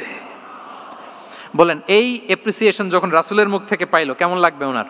এখানে ধরেন আপনি কেউ হাফেজে কোরআন শেখ সুদাইস যদি বলে যে মাশাআল্লাহ মাশাআল্লাহ আনতা কারিউল কুররা, আপনাকে যদি এটা বলে কেমন লাগবে আপনার? হ্যাঁ, সারা দুনিয়া তো এটা বলে বেড়াবেন যে শেখ সুদাইস আমার রেসিটেশনের প্রশংসা করেছে, খাবার ইমাম আমার প্রশংসা অ্যাপ্রিসিয়েট করেছে। আর স্বয়ং রাসূলুল্লাহ সাল্লাল্লাহু আলাইহি ওয়াসাল্লাম যখন বলে তোমার গলায় আল্লাহ সুরের ঝংকার ঢেলে দিয়েছে, তখন ওনার কেমন লেগেছে? এজন্য আপনার ছেলে মেয়ে স্ত্রী বন্ধু আপনার সার্কেলের কেউ কোনো ভালো কাজ করলে কৃপণতা করবেন না, অ্যাপ্রিসিয়েট করুন। রাসূল সাল্লাল্লাহু আলাইহি ওয়াসাল্লাম অ্যাপ্রিসিয়েশন আমাদেরকে শিখিয়েছেন। ইভেন মুখাইরেক নামে এক ইহুদি ছিল, মদিনার সব ইহুদিরা বিট্রে করেছে, কিন্তু এই মুখাইরেক নামে এক ইহুদি উহুদের যুদ্ধে মুসলিমদের পক্ষে লড়াই করে নিহত হয়েছে, সে তার কথা রেখেছে। মুসলিম সাহাবীদের শহীদদের লাশের সাথে যখন এই ইহুদি তার লাশও আনা হলো, রাসূল সাল্লাল্লাহু আলাইহি ওয়াসাল্লাম তার দিকে তাকায় বললেন, মুখাইরিক খায়রু ইয়াহুদ, Mukhairiq is the best among Jewish. তিনি বললেন মুখাইরিক, এই পৃথিবীতে যত ইহুদি আছে এখানকার ইহুদিদের মধ্যে মুখাইরিক হচ্ছে সবচেয়ে শ্রেষ্ঠ ইহুদি। দেখেন মুখাইরিক কোন ধর্মের ছিলেন? মুসলিম নাকি কোন ধর্মের? ইহুদি হওয়ার পরেও তাকে অ্যাপ্রিসিয়েশন করতে রাসূল সাল্লাল্লাহু আলাইহি ওয়াসাল্লাম ভুলেন নাই। তাহলে আমরা যেন অ্যাপ্রিসিয়েটিভ মাইন্ডসেটের অধিকারী হই। 10 নম্বরে হচ্ছে ফ্লেক্সিবল, মানে কোনো বিষয়ে খুব অনড় হয়ে থাকা, এটা রাসূল সাল্লাল্লাহু আলাইহি ওয়াসাল্লাম ছিলেন না, ফ্লেক্সিবল ছিলেন। আমরা অনেক সময় বলি না যে ভাই আপনি কি 9টায় আসতে পারবেন না 10টায়, বলে আম ফ্লেক্সিবল উইথ দিস, মানে যেটা বলবেন আমার সমস্যা, এরকম ইজি গোয়িং ছিলেন উনি, গো ধরে থাকতেন না, যে কোনো পরিস্থিতিকে সামলে নিতেন। ফ্লেক্সিবল হচ্ছে যে কোনো পরিবেশ পরিস্থিতির সাথে নিজেকে মানিয়ে নেওয়া, খাপ খাওয়া, নিজেকে সামলে নেওয়া, সলিউশন বের করে ফেলা, এটা রাসূল সাল্লাল্লাহু আলাইহি ওয়াসাল্লামের ছিল, এটাকে বলে ফ্লেক্সিবল মাইন্ডসেট। নাজরানের 60 জন খ্রিস্টান পাদ্রী এসেছিল মদিনায় দেখা করতে। এখন এত মানুষকে সম্মানিত মেহমানকে উনি কোথায় বসতে দিবেন, পরামর্শ করলেন কোথায় বসতে দেওয়া যায়। এক সাহাবী বলে আমার কাছে কিছু খেজুর পাতা আছে, ওটা বিছায়া একটা জায়গা করি ওখানে বসি। রাসূল সাল্লাল্লাহু আলাইহি ওয়াসাল্লাম বললেন না, দামি মেহমান, এটা হয়। আরেকজন বলে বিকেল বেলায় তো সূর্য পড়ে যাবে, পাহাড়ের ছায়ায় উহুদ পাহাড়ের ওই পাশে যেয়ে বসি। রাসূল সাল্লাল্লাহু আলাইহি ওয়াসাল্লাম বললেন না, এটাও তো হয় না। বলতে বলতে ওই 60 জন পাদ্রী চলেই আসছেন এই মানে বিদেশি মেহমান, ফরেন ডেলিগেশন। কি করবেন? রাসূল সাল্লাল্লাহু আলাইহি ওয়াসাল্লাম 60 জনকে মসজিদে নববীর ভেতরে নিয়ে বসালেন, মসজিদে নববীর ভেতরে বসালেন। এবং সিরাতে ইবনে ইসহাকে এসেছে যে তখন ওদের আবার ইবাদতের সময় হয়েছে, রাসূল সাল্লাল্লাহু আলাইহি ওয়াসাল্লাম তাদেরকে ইবাদতেরও সুযোগ দিয়েছেন। তাদের কিবলা পূর্ব দিকে, তারা পূর্ব দিকে হয়ে 60 জন ওখানে ইবাদত করেছে, তাদের ধর্ম রীতি অনুযায়ী সালাত আদায় করেছে। দেখেন কতটা ফ্লেক্সিবল ছিলেন রাসূল সাল্লাল্লাহু আলাইহি ওয়াসাল্লাম। ফজরের সালাতের পরে ঘরে ঢুকেই আম্মাজান আয়েশাকে জিজ্ঞেস করতেন কোনো খাবার আছে? আম্মাজান আয়েশা যদি বলতেন আছে, তিনি সেটা খেতেন। কোনোদিন যদি বলতেন না ইয়া রাসূলুল্লাহ ঘরে তো খাবার নাই, তখন রাসূল সাল্লাল্লাহু আলাইহি ওয়াসাল্লাম বলতেন ফা ইন্নী সাইম, অসুবিধা নাই, খাবার যেহেতু নাই আমি রোজা রেখে দিলাম। কত ইজি গোয়িং। আচ্ছা আমরা হলে কি করতাম বলেন তো? ফজরের পরে ঘরে গেছেন আপনি, বড় সাহেব না, এবার যাওয়ার পরে জিজ্ঞেস করছেন কি আছে খাবার দাও, যদি বলে ঘরে কিছু নাই, কি বলবেন দেখি, কয়েকটা উত্তর আসুক। হ্যাঁ খবর আছে, এই তো। তো যদি আমরা আলহামদুলিল্লাহ বলি, that is called easy going and flexible mindset. এটাই হওয়া উচিত। খাবার থাকলে খেতেন, না থাকলে বলতেন okay I am fasting, it's not a big deal, ফা ইন্নী সাইম, যেহেতু নাই কি আর করবো, আমি রোজা রেখে দিলাম। এরকম ইজি গোয়িং ছিলেন। দেখেন his life was so simple but so special. হ্যাঁ, মুহাম্মদ সাল্লাল্লাহু আলাইহি ওয়াসাল্লাম তাহলে ফ্লেক্সিবল ছিলেন। 11 নম্বর হচ্ছে অপটিমিস্টিক মাইন্ডসেটের অধিকারী ছিলেন। অপটিমিস্টিক, প্যাসিমিস্টিক ছিলেন না, মানে ইতিবাচক চিন্তা করতেন সবসময়। কি চিন্তা করতেন? আপনি আজকের এই হল রুমের কিছু ভুল ধরতে পারবেন না? যদি বলে যে কয়েকটা ভুল ধরেন, বলবেন যে এই সমস্যা, সাউন্ডের সমস্যা, ওইদিকে এটা নাই, ওইদিকে এটা নাই, এটা হচ্ছে ভুল। আপনি প্যাসিমিস্টিকটা ধরলেন। এবার যদি বলা হয় আজকের এই প্রোগ্রামের কয়েকটা পজিটিভ দিক বলেন, তখন আপনি কিন্তু কয়েকটা পয়েন্ট বের করতে পারবেন যে এটা ছিল একটা ইতিবাচক দিক, এই প্রোগ্রামের এটা ছিল একটা পজিটিভ দিক। তো রাসূল সাল্লাল্লাহু আলাইহি ওয়াসাল্লাম ওই পজিটিভ দিকগুলোতে ফোকাস করতেন। হ্যাঁ, come back positive, not go back negative. রাসূল সাল্লাল্লাহু আলাইহি ওয়াসাল্লামের কাছে এসে যদি কেউ বলতে রাসূলুল্লাহ আমি খুব অসুস্থ, রাসূল সাল্লাল্লাহু আলাইহি ওয়াসাল্লাম বলতেন লা বাসা আলাইকা তুহুরুন ইনশাআল্লাহ, ইয়া রাসূলুল্লাহ আমি অসুস্থ। রাসূল সাল্লাল্লাহু আলাইহি ওয়াসাল্লাম বলতেন আরে don't worry, it will cleanse up you from your sins if Allah wish, ইনশাআল্লাহ এতে তোমার যে গুনাহ টুনা আছে, পাপ আছে, এই পাপগুলোকে আল্লাহ তাআলা এই অসুস্থতা দিয়ে মোচন করে দিচ্ছেন। পড়েন সুবহানাল্লাহ। তাইলে আপনি অসুস্থতার মধ্যে একটু হালকা হলেন না, যে জ্বরে ভুগতেছি কিন্তু এই জ্বরে নাকি আমার গুনাহ মাফ হয়ে যায়। পেটের ব্যথায় আক্রান্ত, মাথা ব্যথায় আক্রান্ত, কিন্তু এটাতে নাকি আল্লাহ আমার পাপ মোচন করে দেয়, তাহলে একটু ভালো লাগবে না? তাহলে দেখেন একটা কঠিন পরিবেশকে রাসূল সাল্লাল্লাহু আলাইহি ওয়াসাল্লাম সহজ করতেন। অসুস্থ শুনলেই লা বাস তুহুরুন ইনশাআল্লাহ, আর কিছু হবে না, আল্লাহ তোমার গুনাহ মাফ করে দিচ্ছে। অসুস্থ ব্যক্তি দেখলেই মাথায় হাত দিয়ে দোয়া করতেন আল্লাহুম্মা রাব্বান নাস আযহিবিল বাস ইশফি আনতাশ শাফি লা শিফাআ ইল্লা শিফাউক শিফাআন লা ইউগাদিরু সাকামা। উজ্জীবিত হয়ে যেত অসুস্থ ব্যক্তি। আমরা কি করি? কাউকে অসুস্থ দেখলে, রোগাক্রান্ত দেখলে, ওই রোগে সবচাইতে কষ্ট পেয়ে যে মারা গেছে তার ঘটনা বলা শুরু করি যে হায় রে ভাই আপনার ক্যান্সার, আমার এক খালা ছিল ক্যান্সারের 4th স্টেজে চলে গেছিল, 14টা কেমো দেয়া লাগছে, এই যে ফিরিস্তি একেবারে ওনার দাফন কাফন পর্যন্ত। এখন বলেন ওই লোক যাও সুস্থ ছিল, এখন আর সুস্থ থাকবে? কথা বলেন, থাকবে? একটা দিব্যি সুস্থ মানুষকে যদি আপনি বলেন ভাই আপনাকে দেখতে কেমন যেন একটু রোগা রোগা লাগতেছে, অসুস্থ নাকি? এরপরে প্ল্যান করে ধরেন আপনি বললেন, উনি আবার ওদিকে যাওয়ার পরে আরেকজনকে প্ল্যান করে বলতে বললেন, ও বললো ভাই ব্যাপার কি, চেহারাটা কেমন শুকনা শুকনা। এরকম 5 জন বলার পরে ওই বিকেলে কাঁথা গায়ে দিয়ে শুয়ে ফেলবে বিছানায়। তোরে আপনি অসুস্থ এমনি বানায় ফেলছেন। কিন্তু রাসূলুল্লাহ সাল্লাল্লাহু আলাইহি ওয়া আলিহি ওয়াসাল্লাম উনি বলতেন লাবাস লাবাস আলাইক তাহুরুন ইনশাআল্লাহ, আরে সুস্থ হয়ে যাবা। এজন্য দেখতে গেলে আপনি উৎসাহিত করবেন, বলবেন আরে ভাই আপনারা তো খুব সুস্থ লাগতেছে। কে বলছে আপনি অসুস্থ? অসুস্থতার কোনো ছোঁয়াই তো আপনার মধ্যে নাই। হ্যাঁ, you are looking very fine, চমৎকার লাগতেছে আপনার, কে বলছে? তো ভালো হয়ে যাচ্ছেন। এটা বললে উনি আশা পায়। আর আপনি যদি ওই রোগে সবচেয়ে কষ্ট পেয়ে যে মারা গেল, এই ঘটনা যদি ওনারে শোনান, উনি বাঁচবে বলেন? তাহলে আমরা মানুষকে উৎসাহিত করব, অপটিমিস্টিক হব, প্যাসিমিস্টিক হব না। এবার বলুন হুনাইনের যুদ্ধে, কুইজ, হুনাইনের যুদ্ধ কত হিজরিতে হয়েছিল? 8ম। হ্যাঁ, মাত্র 2-4 জন বলতেছে। আমাদের ওই যে হাসানা ফাউন্ডেশনের একটা সিরা অলিম্পিয়াড চলতেছে, এটাতে অংশগ্রহণ করতে হবে আপনাদের। আমরা প্রতিদিন একটা করে কুইজ জানান দিচ্ছি মানুষদেরকে, একেবারে সব মুখস্থ হয়ে যাবে ইনশাআল্লাহ। তাহলে 8ম হিজরিতে হাওয়াজিন বনু সাকিব গোত্রের বিশাল ব্যাটালিয়ন নিয়ে ওরা আসছে। এবং ওরা আসছে যে আমরা শুধু একা যাব না, আমাদের স্ত্রী বাচ্চা কাচ্চা, আমাদের যার ঘরে যত সম্পদ আছে সব নিয়ে মরুভূমিতে যাব। এটা নিয়ে যাব কেন? সবার মধ্যে যেন ইন্সপিরেশন আসে যে যদি আমরা হারি আমরা সব শেষ, আমাদের সম্পদও নিয়ে যাবে। আর এগুলো রক্ষার জন্য হলেও মুহাম্মদের বিরুদ্ধে আমাদেরকে জয়লাভ করতে হবে। কি টেকনিক দেখেন। সব যখন নিয়ে দাঁড়াইছে বিশাল বাহিনী, এক সাহাবী এসে বলল ইয়া রাসূলুল্লাহ, কালকে তো আমাদের খবর আছে, এই বাহিনীকে আমরা কি করে পরাস্ত করব? ইয়া রাসূলুল্লাহ, এসে দেখুন, পাহাড় থেকে দেখুন কত বিশাল বাহিনী। রাসূল সাল্লাল্লাহু আলাইহি ওয়াসাল্লাম দেখা মাত্রই বললেন তিলকা গনিমাতুল মুসলিমিনা গাদান ইনশাআল্লাহ। আরবি যারা বোঝেন যে it will be the war booty for the Muslim community tomorrow ইনশাআল্লাহ। আরে এগুলো তো আমরা সব গনিমত আকারে ব্যাগে কইরা মদিনায় নিয়ে যাব। এই যুদ্ধে জয়লাভ করে যা আছে এগুলো উটে করে ওয়ার বুটি হিসেবে মদিনায় নিয়ে যাব। বলার সাথে সাথে সাহাবীদের সব ভয় দূর হয়ে গেল, আবার প্রাণ ফিরে পেলেন, সজীব হয়ে উঠলেন, উজ্জীবিত হলেন। তাহলে আমরা অপটিমিস্টিক হব, আমরা ইতিবাচক চিন্তা করব। এবং ইসলাম আল্লাহ তাআলার ব্যাপারেও আমাদেরকে ইতিবাচক ধারণা রাখতে উৎসাহিত করে। হাদিসে কুদসিতে আল্লাহ বলেন আনা ইনদা যান্নি আবিদি বি, আমার বান্দার নিকট আমি তেমন, আমার বান্দা আমার ব্যাপারে ঠিক যেমন ধারণা করে। আপনি যদি ধারণা করেন আল্লাহ দয়ালু, ঠিকই আল্লাহ তাআলাকে দয়ালু পাবেন। এখন বলেন আল্লাহর ব্যাপারে কার ধারণা কেমন? আল্লাহ তাআলা খুব প্রতিশোধ পরায়ণ না? প্রচন্ড রাগী, আমাদের সবাইকে জাহান্নামে দেওয়ার জন্য বসে আছেন না? তাহলে কি ধারণা বলেন তো? তিনি দয়াময়, তিনি মেহেরবান, তিনি আমাদেরকে অবশ্যই ক্ষমা করবেন। এই বিশ্বাস আল্লাহর প্রতি আমাদের সবার আছে তো? এই বিশ্বাস যদি থাকে ঠিকই আল্লাহ তাআলাকে রহমান রাহিম হিসেবেই আপনি পাবেন। লাস্ট হচ্ছে রেজিলিয়েন্ট। শেষ, I am going to conclude my speech today. Resilient হচ্ছে যাকে থামানো যায় না, আনস্টপেবল। সংকট কাটিয়ে ঘুরে দাঁড়ানোর সামর্থ্য যার থাকে তাকে বলে রেজিলিয়েন্ট। লেগে থাকার মানসিকতা, টিকে থাকার যোগ্যতা, সহজে হার না মানার যে অ্যাটিটিউড, এটাকে বলে রেজিলিয়েন্ট মাইন্ডসেট। রাসূল সাল্লাল্লাহু আলাইহি ওয়াসাল্লামকে আল্লাহ তাআলা এই মাইন্ডসেট দিয়েছিলেন। ওনাকে হারাইতে পারছে কেউ? জীবনের সাথে এটা সেট করে নেন যে আমি কখনো হারি না, আমি হয় জিতি নয় শিখি। আমি কখনো হয় জিতি নয় শিখি। এই মাইন্ডসেট যদি গ্রো করেন আপনার হারাইতে পারবে কেউ?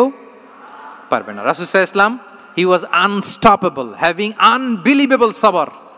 ধৈর্যের পাহাড় নিয়ে, আনস্টপেবল অ্যাটিটিউড নিয়ে তিনি শুধু সামনে গিয়েছেন, পেছনে যান নাই কখনো। সীমাহীন কষ্ট আর সংগ্রামের মধ্য দিয়ে গিয়েছেন, থামাতে পারে নাই ওনাকে কেউ পারে নাই। ইয়াতিম হিসেবে জন্মগ্রহণ করলেন, পৃথিবীর আলো দেখবার আগে বাবাকে হারালেন, ছোট বয়সে মাকে হারালেন, পরে দাদাকে হারালেন, এরপর চাচাকে হারালেন।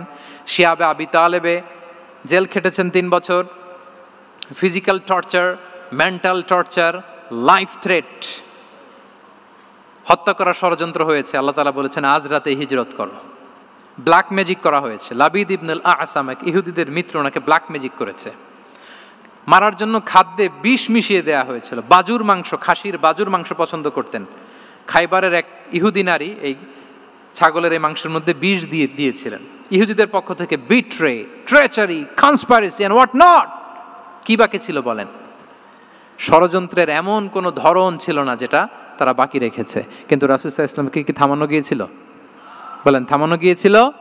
গোটা বিশ্বব্যাপী উনি ছড়িয়ে দিয়েছিলেন লা ইলাহা মুহাম্মাদুর, so nothing can stop him. আমাদের যে লক্ষ্য, ওই লক্ষ্য পানে আমরা পৌঁছবই, আমাদেরকে কোনো কিছু থামাতে পারবে না ইনশাআল্লাহ। বলেন, আমরা আমাদের লক্ষ্য পানে মানজালে মাকসাদে দৌড়ে দৌড়ে যাব। আমাদেরকে থামিয়ে দেয়া হলে আমরা হাঁটতে থাকবো, সেখানে আমাদেরকে আঘাত করা হলে আমরা হামাগুড়ি দিয়ে সামনের দিকে যেতে থাকবো, সেখানেও থামিয়ে দেওয়ার চেষ্টা করা হলে আমরা আমাদের মঞ্জিলে মাকসিদের দিকে অপলক নেত্রে চেয়ে থাকবো। আমাদেরকে কেউ থামাতে পারবে? রেজিলিয়েন্ট, অনর, অটল, আনস্টপেবল, এই মাইন্ডসেটের অধিকারী ছিলেন। ফলেই তিনি লা ইলাহার বাণীকে গোটা বিশ্বে ছড়িয়ে দিতে পেরেছেন। তাহলে আমরা রেজিলিয়েন্ট হতে চাই কি চাই না বলেন? সম্মানিত শুধু মোট কয়টা মাইন্ডসেট জানলাম? 12টা। এগুলোকে আমরা নিজেদের মধ্যে ধারণ করতে পারবো ইনশাআল্লাহ। কারণ রাসূল সাল্লাল্লাহু আলাইহি ওয়াসাল্লাম আমাদের জন্য যা নিয়ে এসেছেন ওইটাই আমাদের আঁকড়ে ধরতে হবে। যেটা বারণ করেছেন ওইটা থেকে আমাদের দূরে থাকতে হবে। যে আয়াত দিয়ে শুরু করেছিলাম সূরা হাশরে, ওমা আতাকুমুর রাসূলু ফাখুযুহু ওমা নাহাকুম আনহু ফানতাহু। নবী যা এনেছে ধরো, নবী যা বারণ করেছে সেগুলো ছেড়ে দাও। আমরা আল্লাহ তাআলার কাছে কামনা করি আমার নবী ওনার যে থট প্রসেসকে ডেভেলপ করেছেন, ওনার যে অ্যাপ্রোচ অ্যান্ড মাইন্ডসেটকে ডেভেলপ করেছেন, আমরাও যেন আমাদের মাইন্ডসেটকে ঠিক ওইভাবে করতে পারি। আমাদের রাসূল সাল্লাল্লাহু আলাইহি ওয়াসাল্লাম যেভাবে চিন্তা করতেন, আমাদের ভাবনা এবং চিন্তার আঙ্গিনাও যেন ঠিক সেই রকম হয়। আমরা সবাই পড়ি আমিন। তার মাইন্ডসেট হবে আমাদের মাইন্ডসেট। কি বলেন? পারা যাবে তো ইনশাআল্লাহ? তাহলে কয়টা মাইন্ডসেটের কথা বলেছি? 1 নম্বরে কি ছিল? God centric. 2 নম্বরে ভিশন ওরিয়েন্টেড। 3 নম্বরে উইজডম ড্রিভেন। 4 নম্বরে রিফর্ম সেন্ট্রিক। 5 নম্বর ওপেন মাইন্ডেড। 6 নম্বর এন্টারপ্রেনারিয়াল। 7 নম্বর কনসিডারেট। 8 নম্বর ট্রান্সপারেন্ট। 9 নম্বর অ্যাপ্রিশিয়েটিভ। 10 নম্বর ফ্লেক্সিবল। 11 নম্বর অপটিমিস্টিক এবং 12 নম্বর রেজিলিয়েন্ট। এটা ছিল রাসূল সাল্লাল্লাহু আলাইহি ওয়াসাল্লামের মাইন্ডসেট। এই মাইন্ডসেট দিয়ে যদি আমরা আমাদের মাইন্ডসেটকে সাজাতে পারি, আমাদের সফলতা দুনিয়া এবং আখিরাতে কেউ ঠেকাতে পারবে। আল্লাহ তাআলা আমাদের সবাইকে কথাগুলো বোঝার ও আমল করার তৌফিক দান করুক। হাদা মা ইনদি ওয়াল ইলমু ইনদাল্লাহি আলাইহি তাওয়াক্কালতু ওয়া ইলাইহি উনীব। আসসালামু আলাইকুম ওয়া রাহমাতুল্লাহি তাআলা ওয়া বারাকাতুহু।